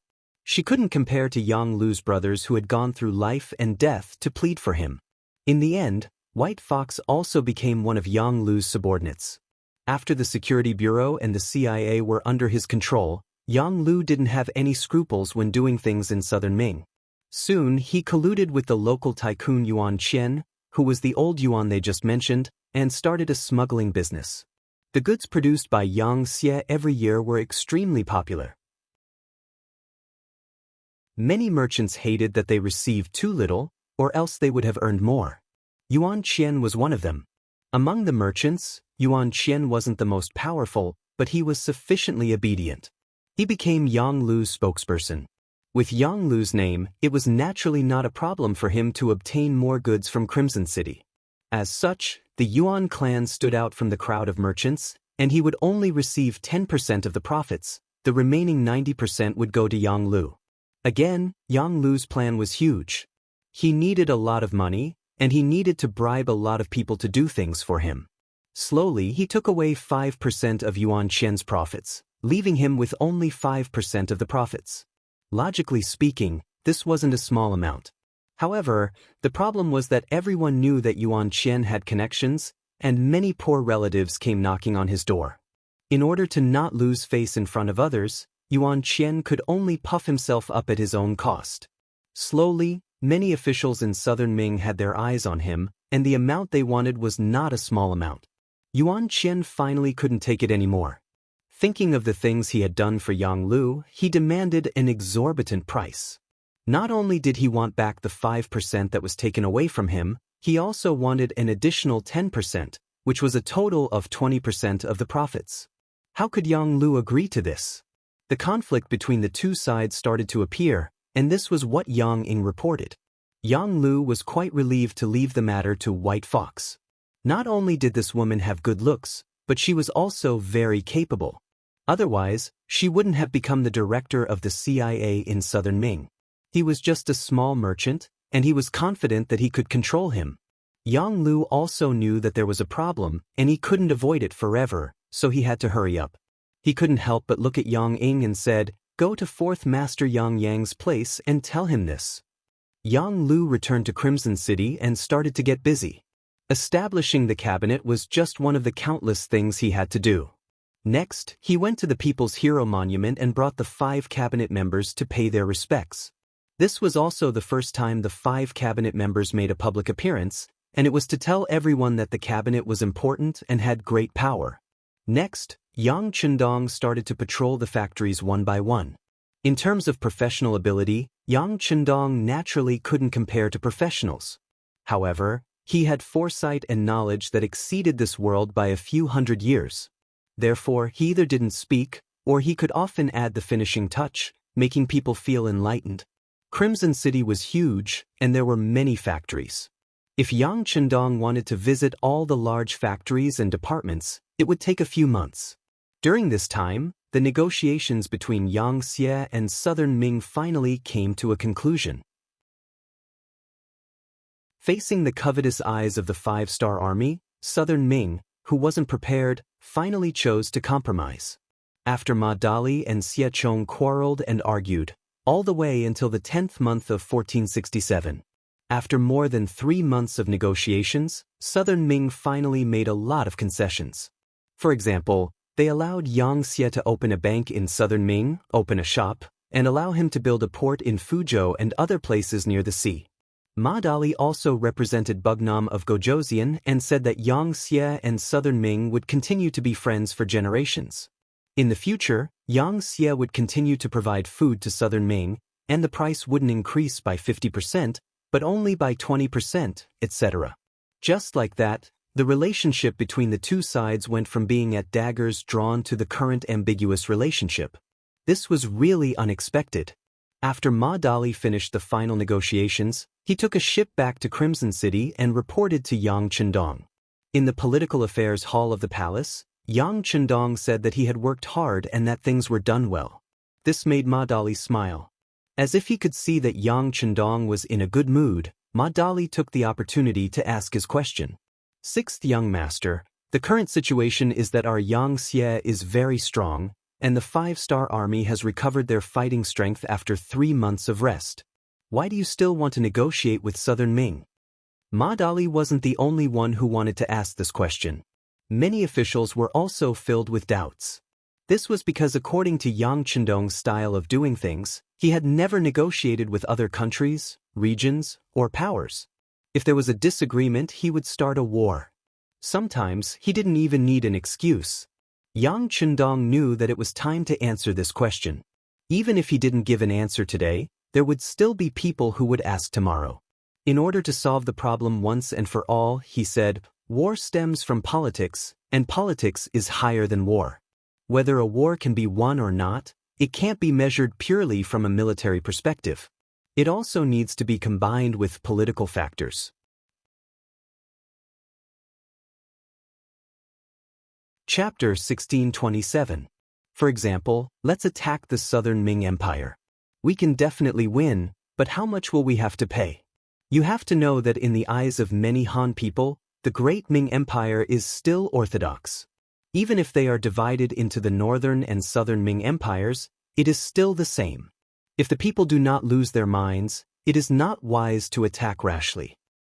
Furthermore, if we take over the Southern Ming Empire by force, not to mention what kind of resistance we will encounter, the Southern Ming Empire will not give up easily. Their destructive power is obvious. As such, if we want to recover and rebuild, we will need to invest a large amount of manpower and resources. As for these, we are not ready yet. This is also the reason why we are negotiating first. Yang Chendong answered Ma Dali's question seriously this time. This caused the other party to continuously nod his head, as if he had thought of something. Sixth young master, in other words, negotiations are only a method. In the end, we might use force? It is not a possibility, but we will definitely use force. Some people are like this. If you only show off your muscles, they will not be afraid and will think that it is just for show. As long as you place a large blade on their neck and let them feel the coldness, they will truly be afraid and lower their heads. Thus, once the Xianxia has made all the preparations and has enough reasons to convince the world, they will make their move. Speaking to here, Yang Chendong's eyes flashed with a complicated expression, but he quickly became firm again. As for the reasons needed, someone should be sending it to us soon. Ma Dali naturally did not understand the deeper meaning of Yang Chendong's words. As a qualified official, he had to know what he should know and what he should not inquire about. Otherwise, he would only bring trouble to himself. Yes, sixth young master, this official understands. That's right. Before Minister Xie Chong left, he said that the Southern Ming Empire's observation team will soon arrive at Crimson City. Do you think this is a method to attack them? Of course. Yang Chendong nodded and gave an affirmative answer. This observation group will be led by your Ministry of Foreign Affairs. You must entertain them well. They are the best propaganda tool. When they return to the Southern Ming dynasty, they will definitely bring us many unexpected surprises. Yang Chendong grew up in the 80s and 90s, and there was a very popular saying that the moon in foreign countries was rounder than in China. Just because of this slogan, who knew how many capable and talented people racked their brains to go abroad? Even if it was to wash dishes or do small jobs there, they were unwilling to return to their motherland. This time, in the eyes of many people in the Southern Ming Empire, Crimson City was a foreign country. It was believed that the saying that the moon in Crimson City was rounder than the moon in the Southern Ming Empire would soon become popular. There's an old saying that goes, guarding the mouths of the people is more dangerous than guarding the rivers. As long as this observation group dared to come, Yang Chendong would let this observation group become Yang Xie's lobbyists in the Southern Ming dynasty. At that time, the news would spread from 1 to 10, and from 10 to 100, and from 100 to 1,000. There would be a huge problem within the Southern Ming Empire, and this would be the best support for the next attack against the Southern Ming Empire. Just as Yang Chendong and Ma Dali were discussing the matter of the observation group. In the capital of the southern Ming Empire, Xiachong had also rushed back, covered in dust. In the palace hall, Xiachong handed up a memorial. It was the final result of the negotiations with Ma Dali. Although there were many humiliating terms in it that could be said to be humiliating, at least the 5-star army was cut off. For the southern Ming Empire, this was already considered a good result. Of course, these terms were not equal, and Zhu Qizhen was not foolish enough to make it public. That would be slapping himself and his officials' faces. Thus, after he received the memorial, he changed the topic. My beloved officials, Xianxia has only been developing for a little more than 10 years. However, they have such powerful strength. Why is that? This time, without waiting for Zhu Qizhen to call out names, the officials below automatically stood up. The person leading them was the Minister of Revenue, Wang Lin. This person was also old and wanted to retire, but in the end he was urged to stay by Zhu Qizhen. It was not because of anything else, but because there was no one more suitable for this position in the southern Ming Empire than Wang Lin. Money and provisions were important, and it was not reassuring to leave it to others. Wang Lin stood up and replied, "Your Majesty, this subject has always heard that Yangxia's Crimson City's commerce and industry are very developed. It is because of this that they were able to earn a large amount of money in a very short period of time. This must be the foundation of Yangxia's strength." That's right. Although Zhu Qizhen did not want this result, he had to admit that this result was very correct. Thus, he nodded. Minister Wang's words are very true. Yangxia's strength is greater than theirs. They have a strong foundation of money, and their financial resources are very sufficient. This is the reason why they were able to establish such a powerful army. Here comes the problem. What they can do, we can do as well. This time, Minister Xia put in a lot of effort to help us get an observation team. This emperor thinks that we should all go to Crimson City and take a look. We can learn from the enemy and subdue them. Zhu Qizhen credited the matter of the observation group to Xiachong. In fact, it was Yang Chendong who suggested it. This was the emperor's power play. If it was Yang Chendong who invited everyone, they would only be grateful to Yang Chendong. But if Zhu Qizhen said that he fought for it, then everyone would be grateful to him. As soon as he said this, the officials below began to discuss. The officials in this era did not have many exciting lives. If they did, they would just gather together to watch singing and dancing and drink wine. As for climbing mountains and swimming, only those officials who were not successful could do that. Just like today's officials in the main hall, which one of them did not prepare for court at the 5th watch and enter court at the 6th watch? They woke up so early every day, and some of them did not even have enough time to sleep, yet they still wanted to go and take a look? It was beautiful. But now, there was such an opportunity to go out and take a look. It was a trip at public expense. Previously, there was news that Yang Xie would pay for the entire observation group. This was naturally Yang Chendong's own initiative, because he still hoped that these people would become his propagandists and promote Yang Xie's power.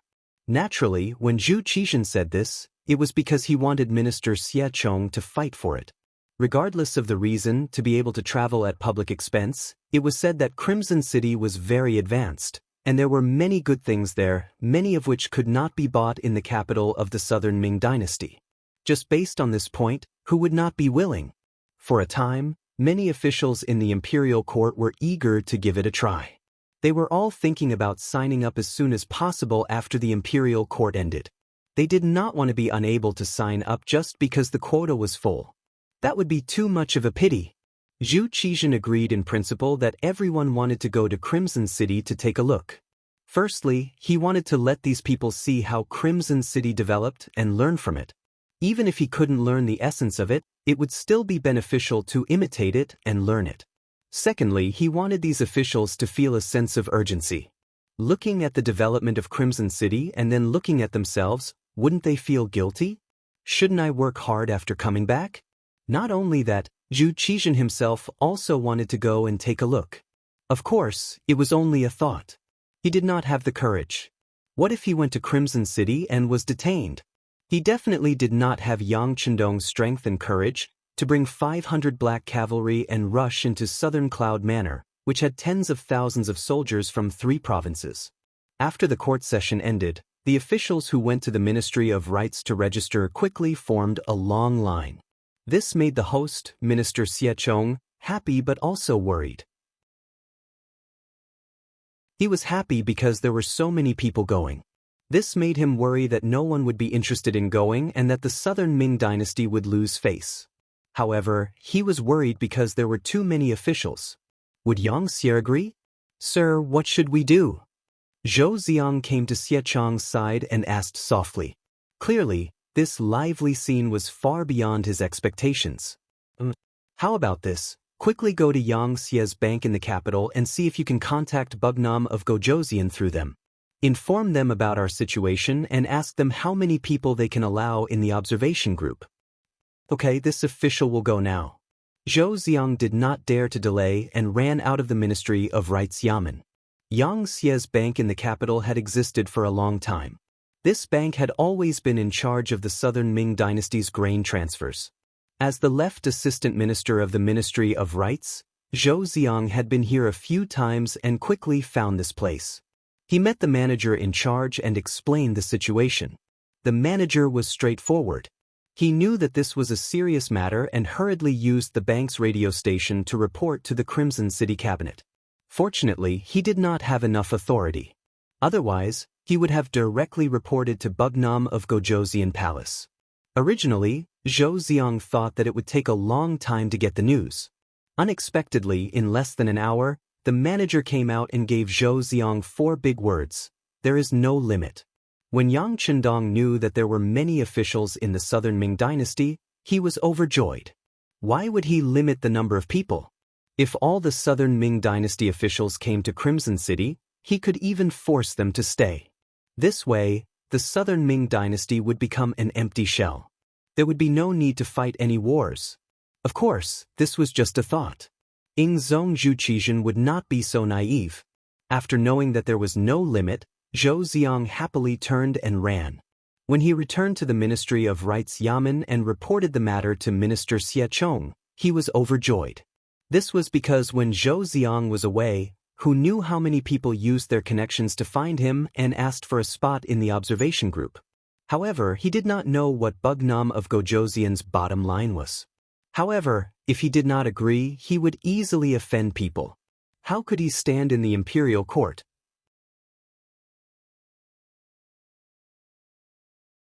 Chapter 1628.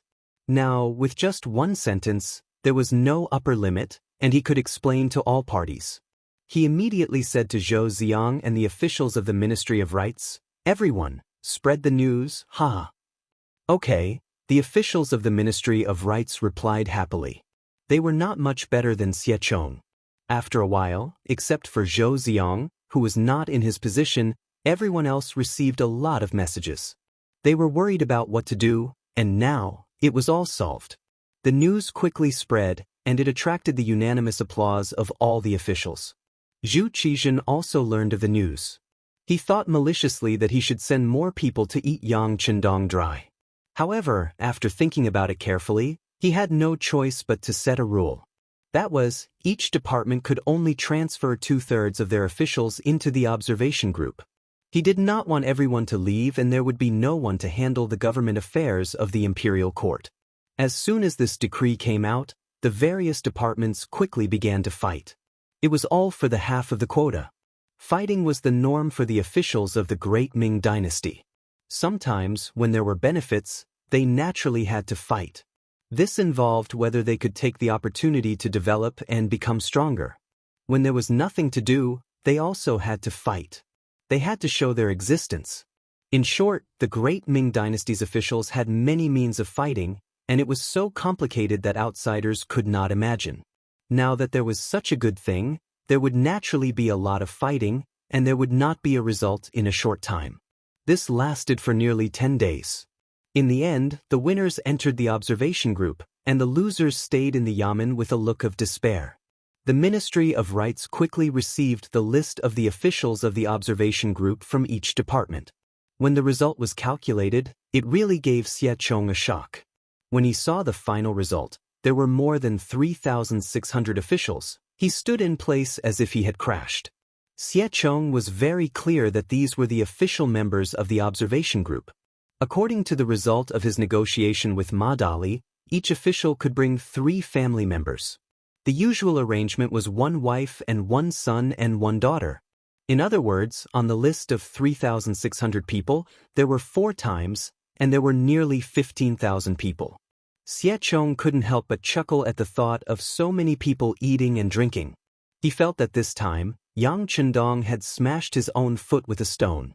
Zhu Qizhen also saw this name and couldn't help but chuckle. He then said to Chen Xingbao, "Tell Xie Chong to do it this way."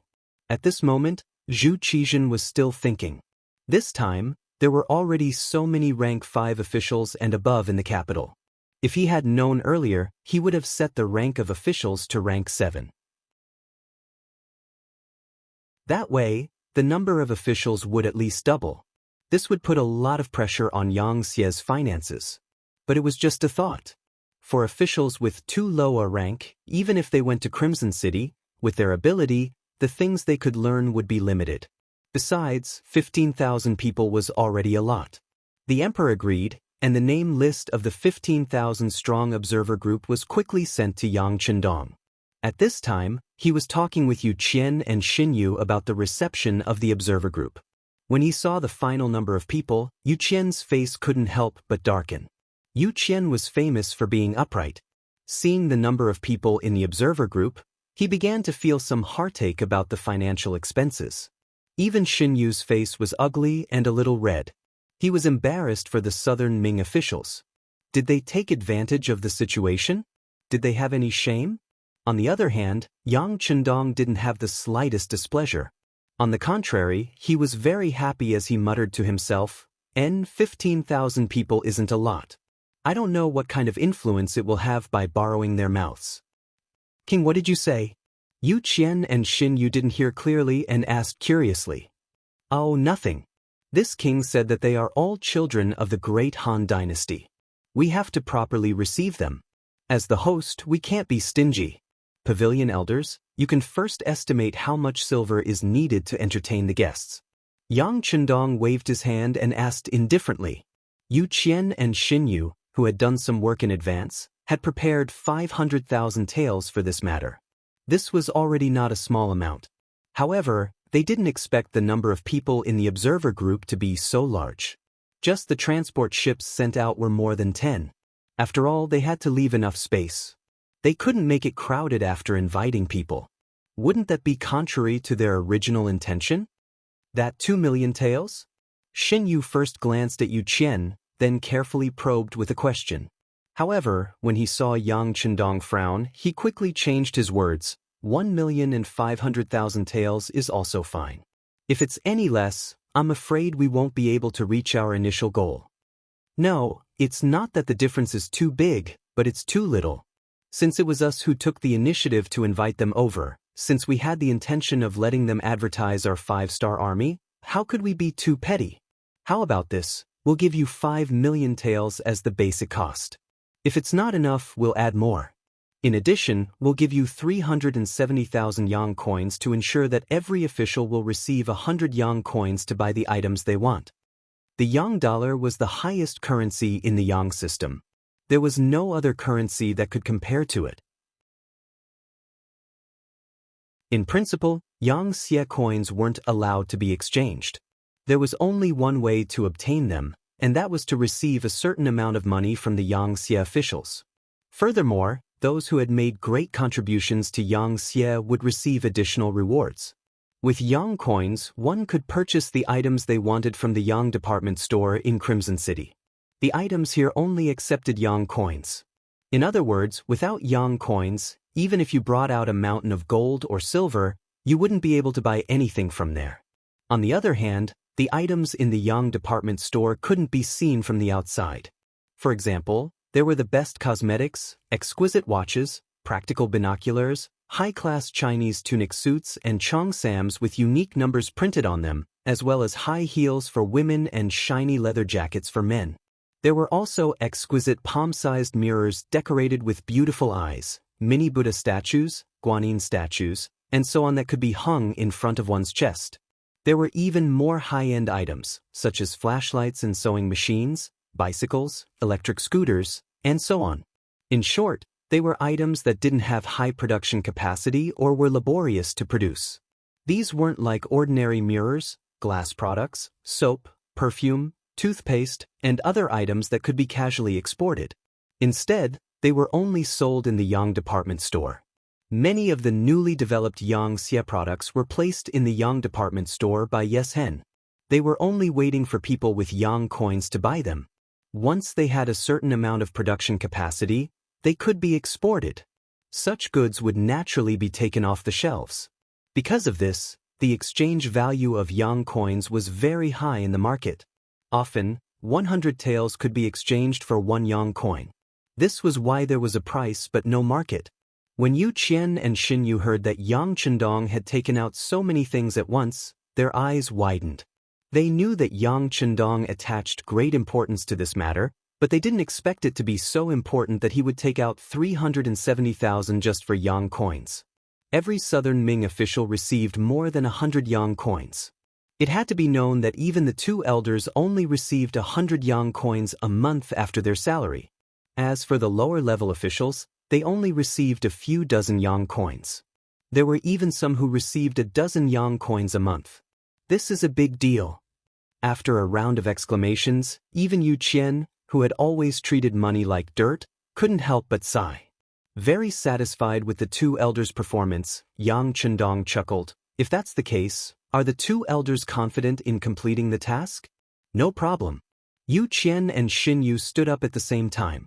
At this moment, their hearts were filled with great confidence. Xianxia had made all kinds of preparations.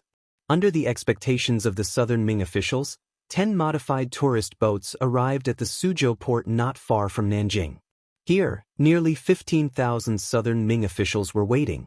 According to the agreement between the 2 sides, the Suzhou port was being built, but there was still some time before it could be used. To get on the boat, one needed to walk over a ladder, so everyone had to be careful when getting on the boat. They were afraid that they would accidentally step on air and hurt their feet. After everyone boarded the tourist boat, the interior space was spacious and the view was excellent. In particular, one of the guest rooms was equipped with a large Simmons soft mattress, which made it extremely comfortable for people to lie on. At this moment, Wang Jiqing's butt sank into the mattress as he clicked his tongue in wonder. Before this, Wang Jiqing had already seen the world. As the eldest grandson of the Minister of Revenue, Wang Zhua, what kind of good things had he not seen since he was young? Even though he had been to the imperial palace a few times with his grandfather, when he lay on the mattress, he still felt like Granny Lu who had just entered the palace for the first time. Everyone says that Xianxia is very rich and that the progress of society is more civilized and advanced. Could it be that this isn't just a legend? Wang Jiqing said as he lightly stroked the mattress. Bang! The door suddenly opened from the outside. Then, a girl around the same age as Wang Jiqing, around 14 or 15 years old, rushed in. As soon as she entered the room, she yelled, "Brother, did you go into the bathroom? What are you doing? Don't you know that you have to knock before entering someone's room? You're already so old, yet you're still so rude." Although he was scolding her, his words were not harsh. It showed his tolerance and generosity towards the girl in front of him. The girl's name was Wang Shang. She was the granddaughter of Minister Wang Zhua and Wang Jiqing's sister. Perhaps because they were siblings and they were too familiar with each other, Wang Shang did not take her brother's words seriously. Instead, she continued to chatter, "Brother, did you see the bathroom?" What bathroom? What is that? Is it a person's name?" Wang Jiqing's face was filled with confusion.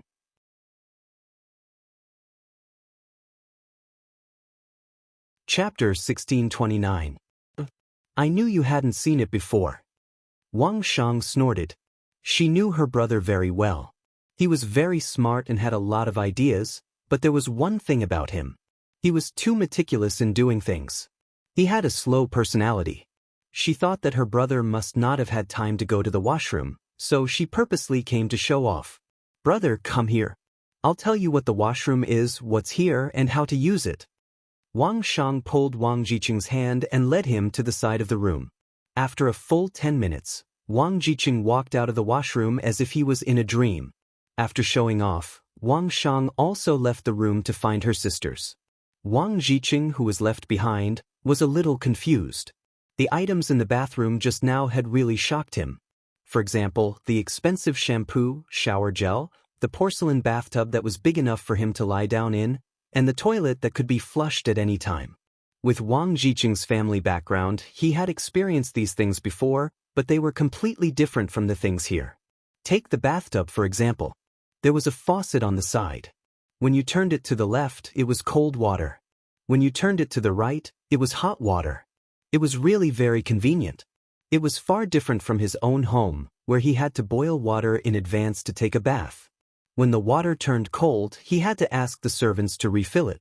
It was just a ship that was welcoming them, but the room was already so luxurious. Wang Jiqing couldn't help but wonder what it would be like when they arrived at Xianxia's capital, Qiqian City. In fact, Wang Jiqing wasn't the only one with such thoughts.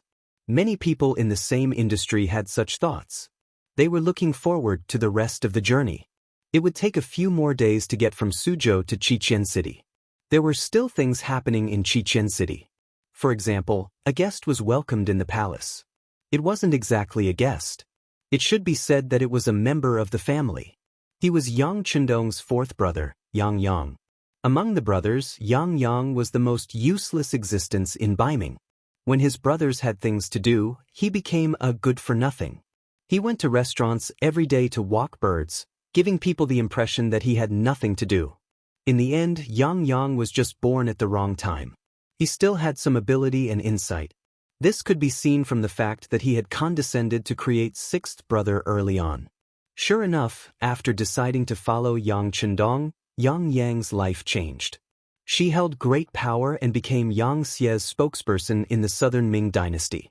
Not only did she receive the respect of countless people, she could get whatever she wanted with just a stretch of her hand. She truly lived the life of a deity. If he hadn't been assassinated by a ninja, he would still be in the Southern Ming Empire and wouldn't be willing to return to Kaisan City. This was not to say that Yang Yang did not like Qiqian City.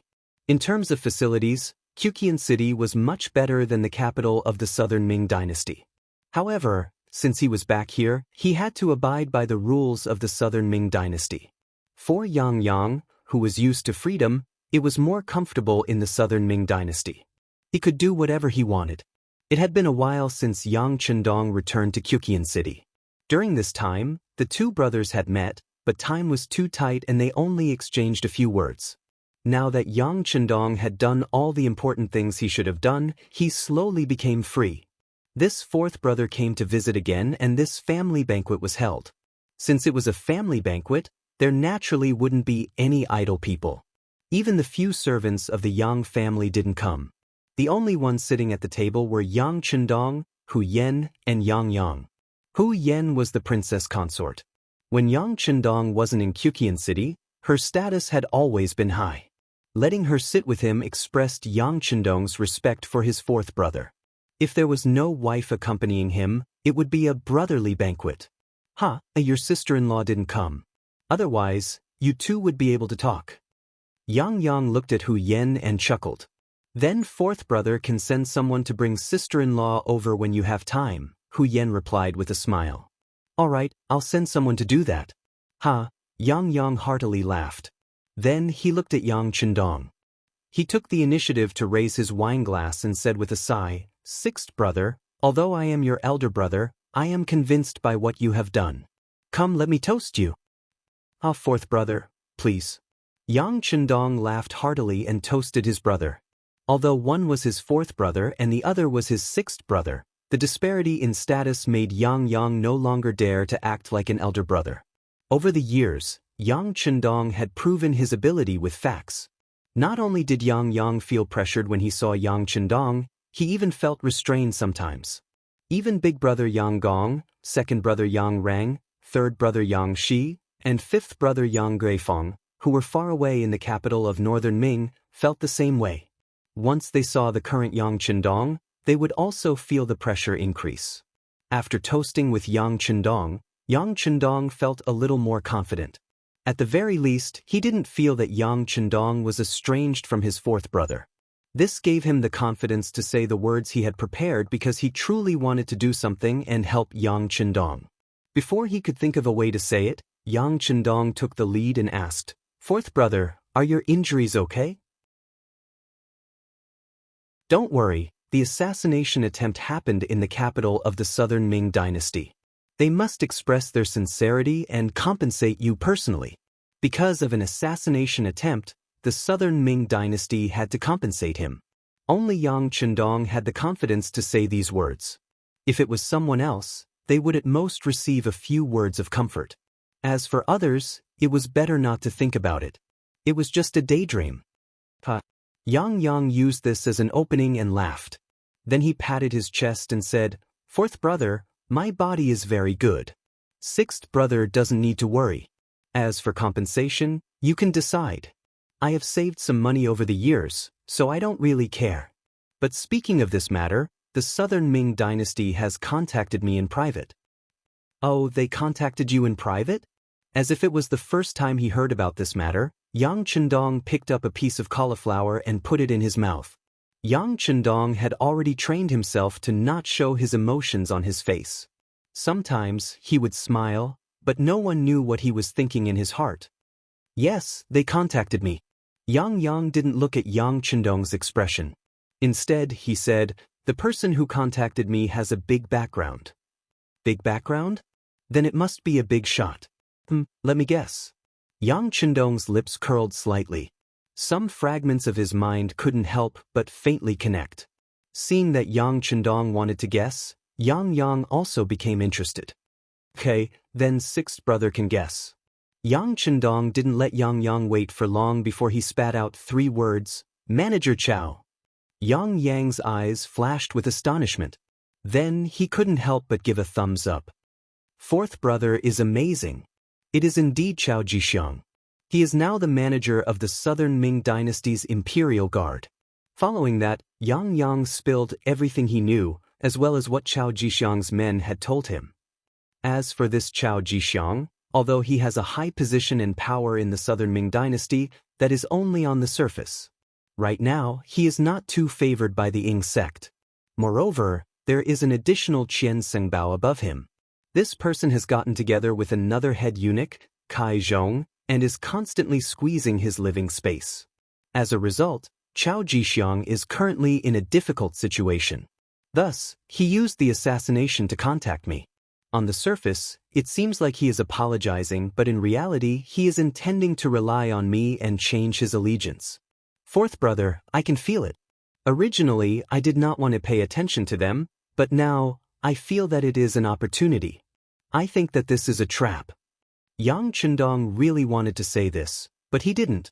Because he needed people to enter his trap, he could only pretend that he didn't know anything. However, no one knew better than him what kind of person Chao Jixiang was in history and how much trust he had received from the Ying sect's Zhu Qizhen. Speaking of Zhu Qizhen, he trusted the people around him, especially the eunuchs, who seemed to have no bottom line. In history, even though he was tricked by Wang Zhen and lost the Tuma Castle after the Ying sect's restoration, he issued an edict to clear Wang Zhen's name and used incense wood to summon spirits. In the capital, he built a Jingzhong shrine in the northern courtyard of the Wisdom Temple to worship spirits. Chao Jixiang had once been under Wang Zhen's tutelage. In the eyes of the Ying sect, he was one of Wang Zhen's substitutes. In history, he had plotted with General Shi Heng and Cabinet Grand Secretary Su Yozhen to lead troops to welcome the Ying sect's restoration. His contributions were even greater, and he was rewarded with large amounts of land. He also assisted in the military affairs of the capital. Chao Jixiang's nephews, Chao Xian and Chao Duo, were appointed as hereditary commanders of the Genie Guards, and were gradually promoted to become military governors. The number of people under Chao Jixiang's command who were able to become officials numbered in the hundreds and thousands. There were many officials in the court who relied on Chao Jixiang in hopes of being promoted. Chao Jixiang had a lot of power at that time, and together with Shi Heng, they were called Chao Shi. It wasn't impossible for such a person to betray the Ying sect. However, if he betrayed Juqizhen and fled to the Xianxia, he was not trustworthy at all. Looking at the Bugnam of Gojosian Palace, apart from the guards in charge of security, there were no other men. There were no eunuchs at all. It had to be said that Yang Chendong did not have a good impression of eunuchs. This was because in history, many bad things happened because of them. However, Yang Chendong had interacted with eunuchs before. For example, the head eunuch Mao Mu, who was serving the empress in the southern Ming Palace, was one of Yang Chendong's men. From time to time, he would send important information. However, on the surface, Yang Chendong did not have any eunuchs by his side. In such an environment, if Chao Jixiang wanted to join the Yangxia, what could he do? He did not have a position for himself, so why would he surrender? It was not easy for him to escape from Baiming to the southern Ming dynasty and join the Ying sect's Juqizhen. Why would he betray once more?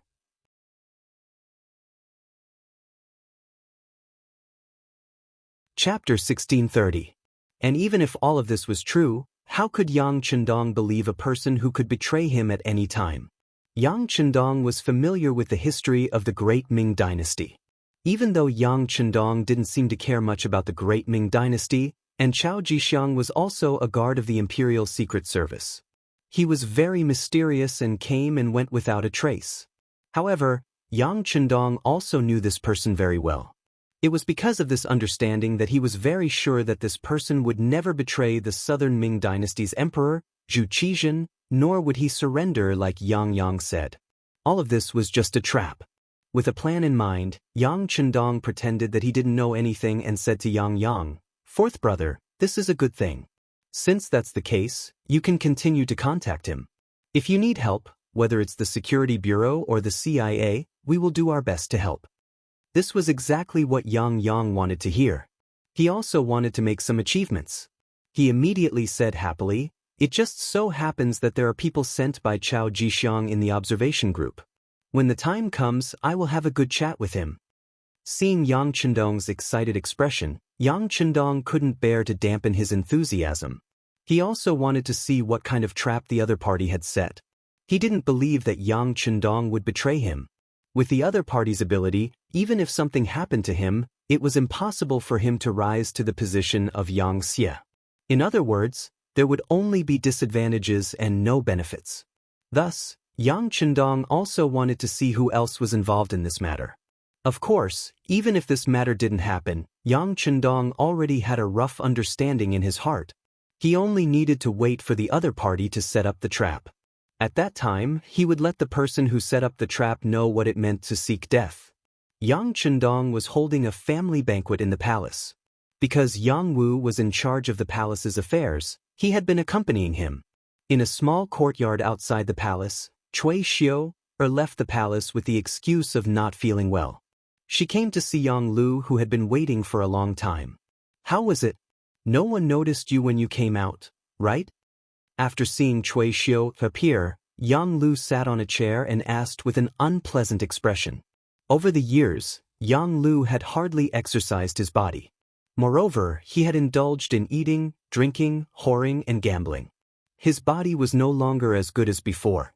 Reporting to Master, "No. The 8th madam can't wait to see me?" As soon as I said I wasn't feeling well, she immediately approved my leave. Cui Xiu put away the arrogant attitude she had in the palace. At this moment, she was as docile as an obedient lamb. It couldn't be helped. The lives of Cui Xiu's parents and 2 older brothers were in the hands of Yang Lu, and if she were to offend him, her family would immediately be destroyed. What she didn't know was that her family had already been killed by Yang Lu. Speaking of which, Yang Lu didn't have the time to send a few people to keep an eye on Cui Xiu's family. Besides, it was difficult for the living to keep a secret. Only the dead were the most reassuring. "Very good, you did well." Yang Lu still had some understanding of the ways of a master. He knew that if he praised his subordinates properly, they would be full of enthusiasm.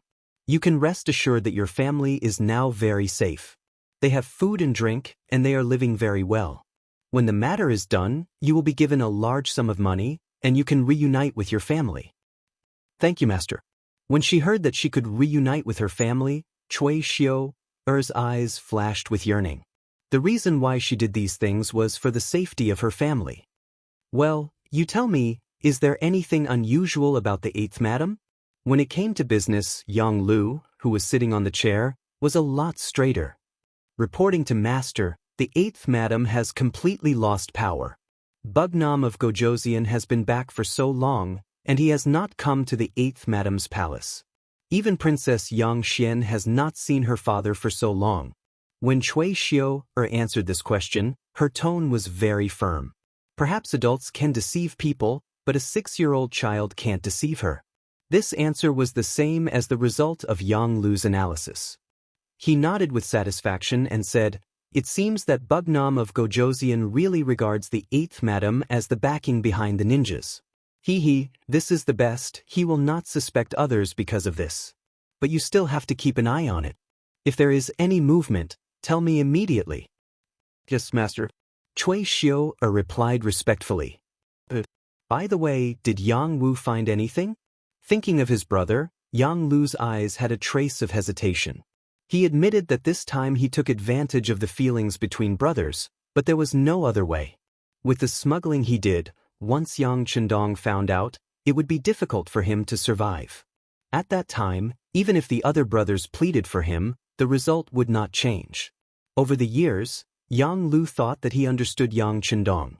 This person had his own principles when doing things. Anyone who was willing to step on the line, no matter what kind of merits they had in the past, would be heavily punished. And what he did was not as simple as stepping on the line, it was simply challenging Yang Chendong's bottom line. There would definitely not be a good result. Even so, he could only give it a try. If he won, then he would reach the peak of his life. On the other hand, if he lost, he would just die. Even if he waited, he would still die. If there was still a chance, why not? As such, Yang Lu's outlook on life was completely distorted. When asked about Yang Wu, Cui Xiu replied truthfully, "This person, other than being a little lecherous, really doesn't have any other shortcomings." After observing for a while, I found that Yang Wu is not a greedy person. He never accepts gifts, and basically there is no abuse of power, so it is really difficult to threaten him. Yes, it is very difficult. Yang Lu couldn't help but sigh after listening. He had thought of dragging Yang Wu down more than once. It must be said that this person's position in Crimson City was too stable, and his influence was great. If he had his help, many things would be much smoother, and he wouldn't have to be so careful today. For example, if Yang Wu was willing to cooperate with him, he could completely control the palace. Then, for the safety of his wife and child, Yang Hodong would have to bow down. Unfortunately, he couldn't find anything to use against him after searching for a long time. And if he were to say something rashly, not only would Yang Wu not help him, he might even report him to the young master. If that was the case, all the planning would be meaningless. Although it is very difficult, we still have to try. Let's continue searching. I don't believe that he won't be greedy when he has such great power. And as long as we find him, our big plan will succeed. Yang Lu still didn't give up. I understand. Cui Xiu nodded and agreed. Then Cui Xiu left. A figure flashed in the small courtyard, and Yang Ying walked out from the darkness. "Yang Ying, do you think it's possible to persuade Yang Wu to work for us?" Seeing Yang Ying, Yang Lu didn't straighten his body, and instead collapsed, as comfortable as possible. A look of disgust flashed across Yang Ying's eyes as he stared at Yang Lu's body that was as soft as mud. Even Yang Lu didn't know that his real identity was a secret agent of the Southern Ming Brocade Guard, and was directly under the command of the factory guard, Chao Jixiang. In the entire Southern Ming Empire's embroidered uniform guard, only Chao Jixiang knew his identity. This was the greatest way to prevent his identity from being exposed. Facts also proved that all these years, ever since he sided with Yang Lu and became the most trusted butler step by step, no one doubted his identity. And Yang Lu could be where he was today, it was all because of his help. A young man with ambition had turned into a gluttonous, lazy, and greedy person who was afraid of death. Many times Yang Ying looked down on Yang Lu. This was because if the two of them were in different positions, he would never betray his master. This was one of the 5 servants of Bugnam of Gojoseon, and his identity was extremely noble. As long as he didn't court death, he would definitely live a life of glory. However, he didn't have the ability, and yet he still wanted to achieve great things. Why didn't he take a piss and look at himself in the mirror? For someone like Yang Lu, even if he was a small 7th-ranked county official, he wouldn't be able to manage a county well. Yet he still wanted to be like Yang Chendong, a prince of the great Ming dynasty. He really didn't know the immensity of heaven and earth. Although he looked down on him in his heart, before the mission was completed, he was still very respectful on the surface. He lowered his head and said, "Master, it's too difficult to persuade Yang Wu, and the risk is too great. It's better to abandon this idea for now. The Southern Ming Dynasty's observation group is about to arrive, and there's also a secret agent from the Southern Ming Brocade Guard following them. He will come in contact with Yang, so we should do a good job in writing this article. Yes, we still have to use Yang first. Speaking of which, this person is an idiot. He doesn't even know that he's being used, huh?" Speaking of Yang Lu laughed loudly. However, how could he know that in Yang Ying's eyes he was also an idiot? After the Southern Ming Dynasty's observation group was bumpy on the sea for a few days, they finally appeared outside the new pier of Crimson City. Because of Yang Chendong's importance, in order to welcome them, Yu Qian and Xin Yu did a lot of work. When they knew that the observation group was about to arrive at the new pier, 2 old officials and a group of Xianxia officials stood outside the pier to welcome them. On the new pier, there were many street lamps, and the cement steps were painted with a layer of gold paint. It looked very magnificent. In front of the pier, a military band was wearing brand new military uniforms and standing in formation, playing the song Our Great Han, adapted from Our Great Ming Dynasty. Under the passionate rhythm, there was a group of youths wearing white and blue school uniforms standing at the side with flower garlands in their hands. They were all primary school students from the Yang Family Academy, and they were here to present flowers to the observation group.